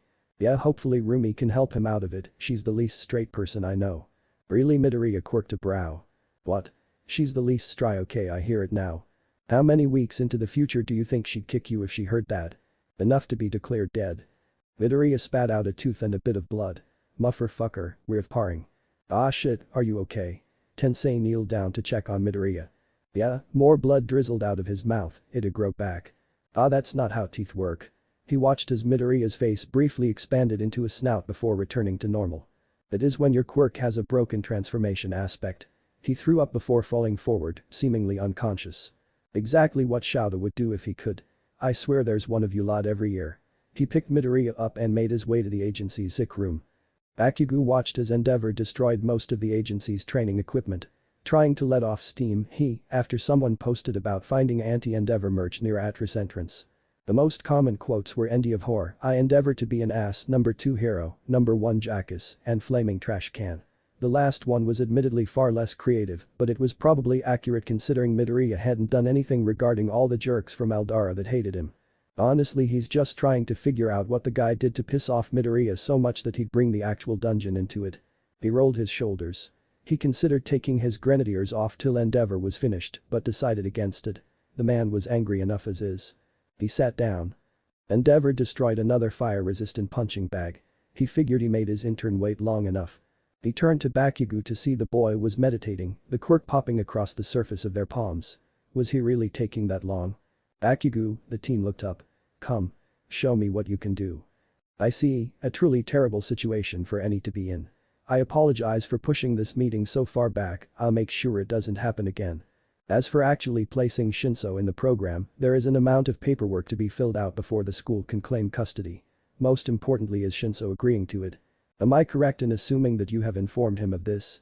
No, actually, I wanted to know more about it before I tell him. I see. Well, he would be placed under the care of a faculty member, most likely his homeroom teacher Izawa. He would also be granted an allowance for hobbies, personal snacks and whatnot, since his meals and necessities would be covered by the school. Everything else would be decided by his then guardian. I could show you where he would likely be staying, as Izawa likes to keep his on-campus apartment stocked for such occasions. That sounds perfect, and I would appreciate it if I could speak to Izawa in private as well. Of course, though you'll have to hurry. He's preparing to leave on a mission right now. The truss quickly grew a new body around a monocore he dropped on his way to Idaten. He didn't want there to be any connection to either of his identities, so he decided to use an electric motif. Black and yellow striped hair, tall and lanky, burns on the clothes, and he topped it off with scars the shape of a Lichtenberg fractal on the right arm. He's pretty sure he looked sleazy enough to pass as a villain. Now for a quirk he didn't want to use flame or parasitic, which left Golem, which could be connected to Fenrir. Well, Golem didn't necessarily have to be shaped like an animal, so he could probably use it to fake short-range telekinesis. Now to find Stain. There were a few experiments he wanted to try that he didn't feel comfortable performing on innocent people. He quickly scaled the wall as he mentally pulled up a map of Hosu. Stain's first kill in the area was native, not the most famous local hero but definitely well known, similar to every other one he's killed. Along that line he mentally plotted the patrol routes of the top 9 most famous heroes remaining on the map. The first 2 kills of each area had all been close together, temporally speaking, so he picked the point where the most patrols intersected, 4 of the 9, and headed there. Figuring that they would stalk it to get the second as soon as possible. He also found roof hopping to be rather calming, maybe he should start doing someone was watching him. He stopped after his next landing and searched for the other person. He didn't see anyone, but he still felt their attention, there was a weight to it. "Who's there?" he called out. The weight diminished, but it still remained. Interesting. Well, he had at least one guess about who was stalking him. "Oh all for Onek," he sang under his breath. The weight returned. "I'd turn your attention away before I ask Nedzu to interfere. I'm rather busy right now and don't need you messing up my plans." The weight vanished. Stain leaned against the AC unit as he ate a dry brick of ramen. Was it his first choice of food? No, but Native didn't carry much cash and he needed to eat. Hopefully this next hero would carry enough for him to get takeout. "Hey, first try." Stain jumped to his feet, his sword pointed at the stranger. "So jumpy. It's a wonder you didn't notice me. Who the hell are you?" "The truss, of course." He lunged at the villain. "So my homework is reading a joke book?" His joke just laughed at Shinso.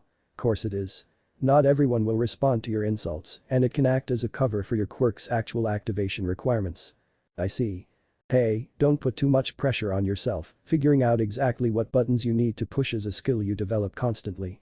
It's not like every villain I encounter is gonna respond to knock-knock jokes. Now come on, let's go get some ice cream. I couldn't trouble you with that. It's no issue, besides that's where I get all the cream pies I use." The truss was lucky he had made the body so recently, it was still unstable enough that he could decay his spilt blood and cut off limb into mana.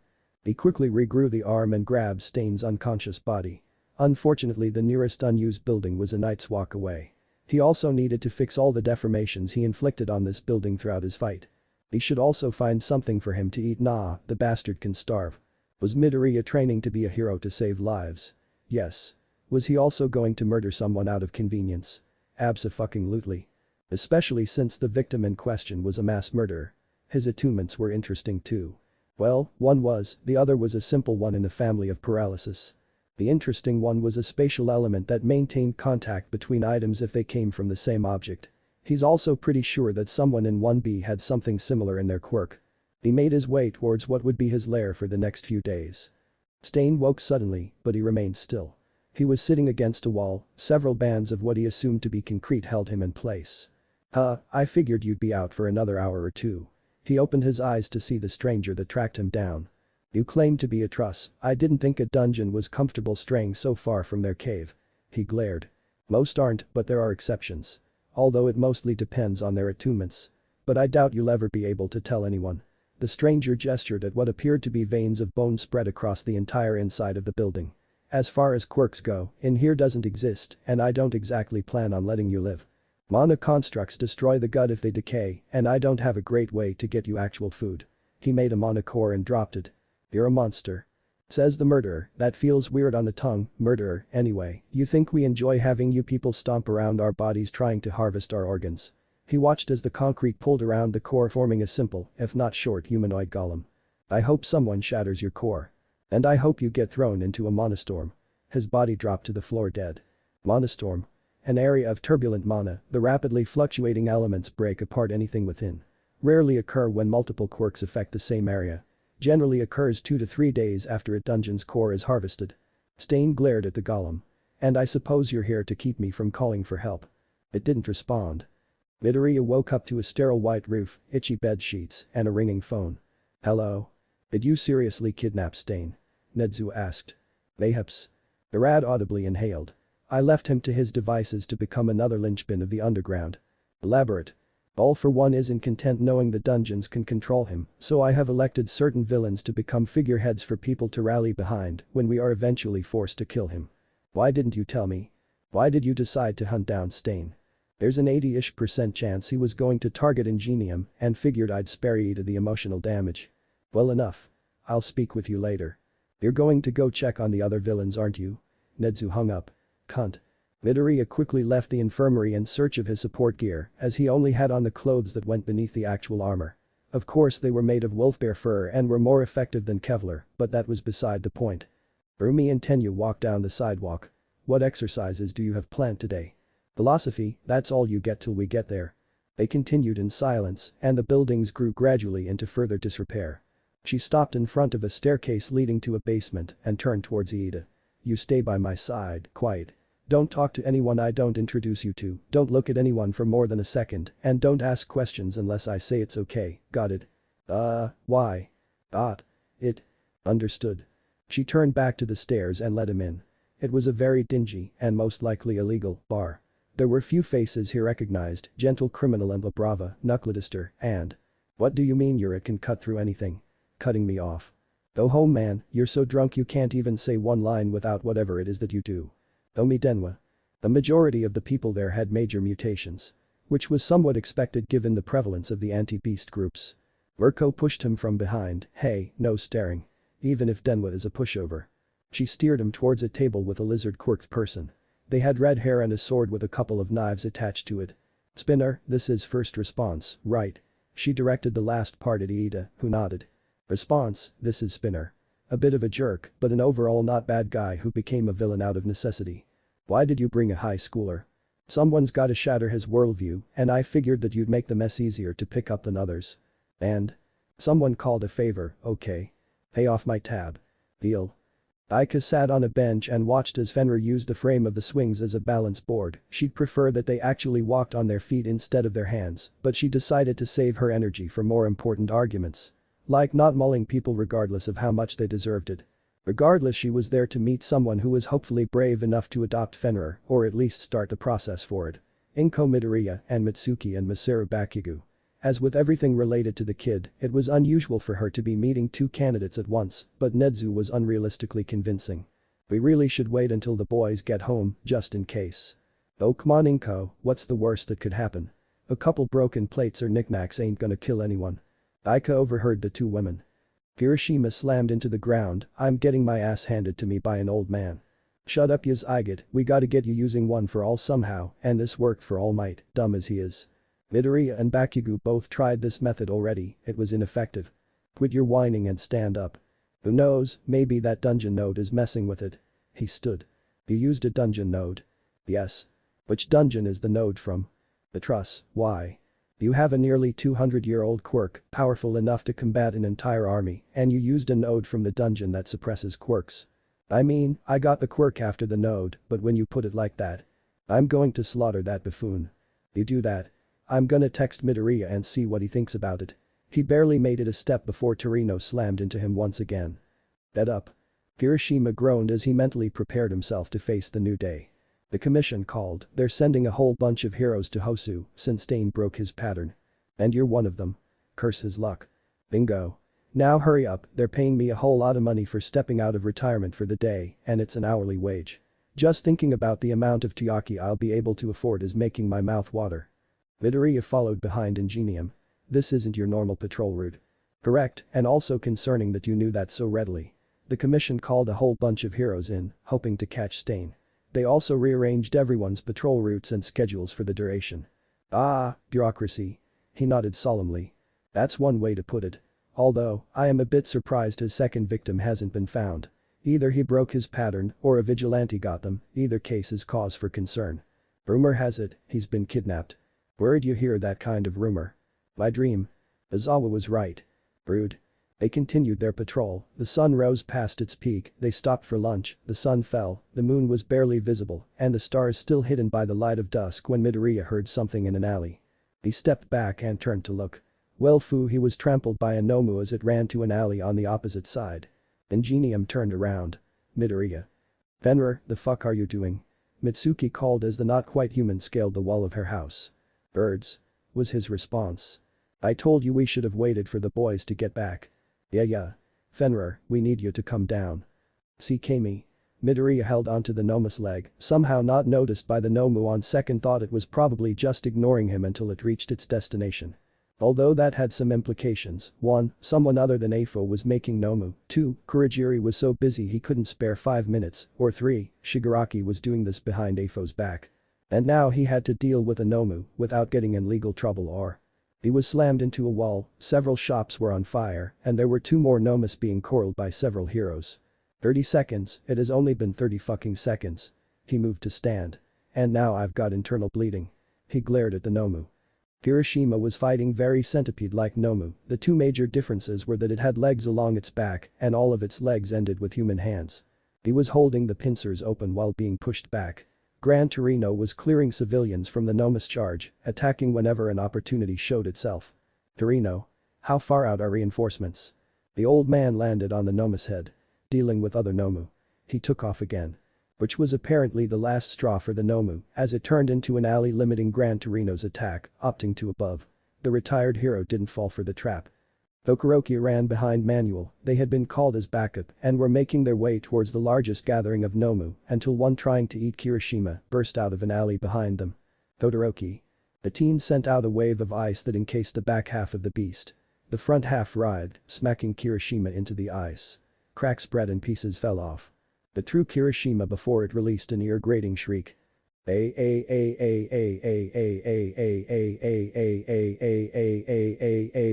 Fenrir screamed. He was in Atrus's usual body and was currently clinging to the back of a minotaur-like Nomu. Atrus said he had to take care of something elsewhere and needed help being in 2 places at once. Fenrir agreed, obviously, and he regretted not asking about what was going on. As for how he stayed on the Nomu, it couldn't actually reach where he was and he had claws. Which weren't normally there, but he couldn't really complain. Honestly he had gone faster, significantly faster, but he had always been the one in control, giant wolf bear and all that. Atrus knelt in front of Stain, hand pressed against the killer's shoulder. Are you finally killing me? Atrus didn't respond, too focused on controlling his mana. Threads of golem mana burrowed through the villain, winding around the frayed cables of mana that used to be Stain's quirk. It strangled them, the parasitic element periodically drained the mana, closing in on the attunement he was after. It was spread throughout the body, a line down the middle of the tongue, a blot next to the heart, patches along the stomach. He found them all, every single one, before burrowing golem threads between the spatial attunement and the minor ones, ripping it away, caught in a trap and dragged from where it belonged. Waves of parasitic mana drained them, keeping them from destroying themselves. He pulled them from the villain and stuck them into an empty attunement crystal. He succeeded, he harvested an attunement outside his dungeon. He broke Stain's neck. Yes, I am. Atrus turned to the golem he created before and ripped out its core. He reprogrammed it and set it into the bone limbs spread across the interior of the abandoned warehouse. It took the attunement crystal and burrowed into the ground, repairing the land behind it as it went. The golem would eventually make its way to his dungeon where he could properly absorb it. But that done, he abandoned the body he was in, moved Fenrir back to his own, and repossessed Izuku. Unfortunately he did it right after the Nomu Fenrir was clung to burst through a wall. He landed roughly and rolled for several feet. He ended facing the sky and said, Kirishima. Nedzu sipped from his cup of tea as he decided exactly how close he was to killing all for one. Oh well, might as well get the villain side of the story. He quickly dialed the number. Nedzu, to what do I owe the pleasure? Hosu. I'm not dealing with your cryptic ass, what's going on? There are Nomu attacking Hosu, where several of my students currently are. Kurogiri, did you release any Nomu? Go check on Tamura. Nedzu, I'll deal with it, I assure you. Well, I leave you to it. Farewell Gakusei. The rat hung up. Todoroki, Gran Torino, and Kirishima held back the Nomu while Manuel tried contacting Ingenium. Its primary quirk was a form of teleportation, creating thin shimmering doorways that disappeared if anyone other than the Nomu approached either one. It was fixated on getting Midoriya and would have if not for its quirk's restrictions.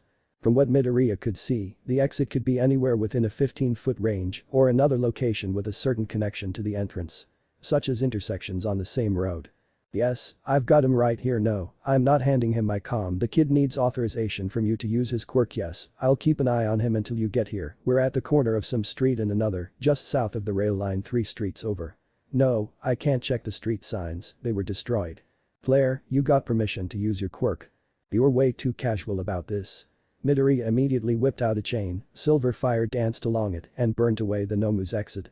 Todoroki caught the Nomu in a wave of ice. For fuck's sake Todoroki, you're going to freeze yourself to death, use your fire already. Piss off. I'd tell you to go fuck yourself if you weren't already. That's it for today guys, hope you all enjoyed this video. If you do, consider leaving a like, share and subscribe. And don't forget to check out the author of this story. All details in description. Thanks for watching, take care.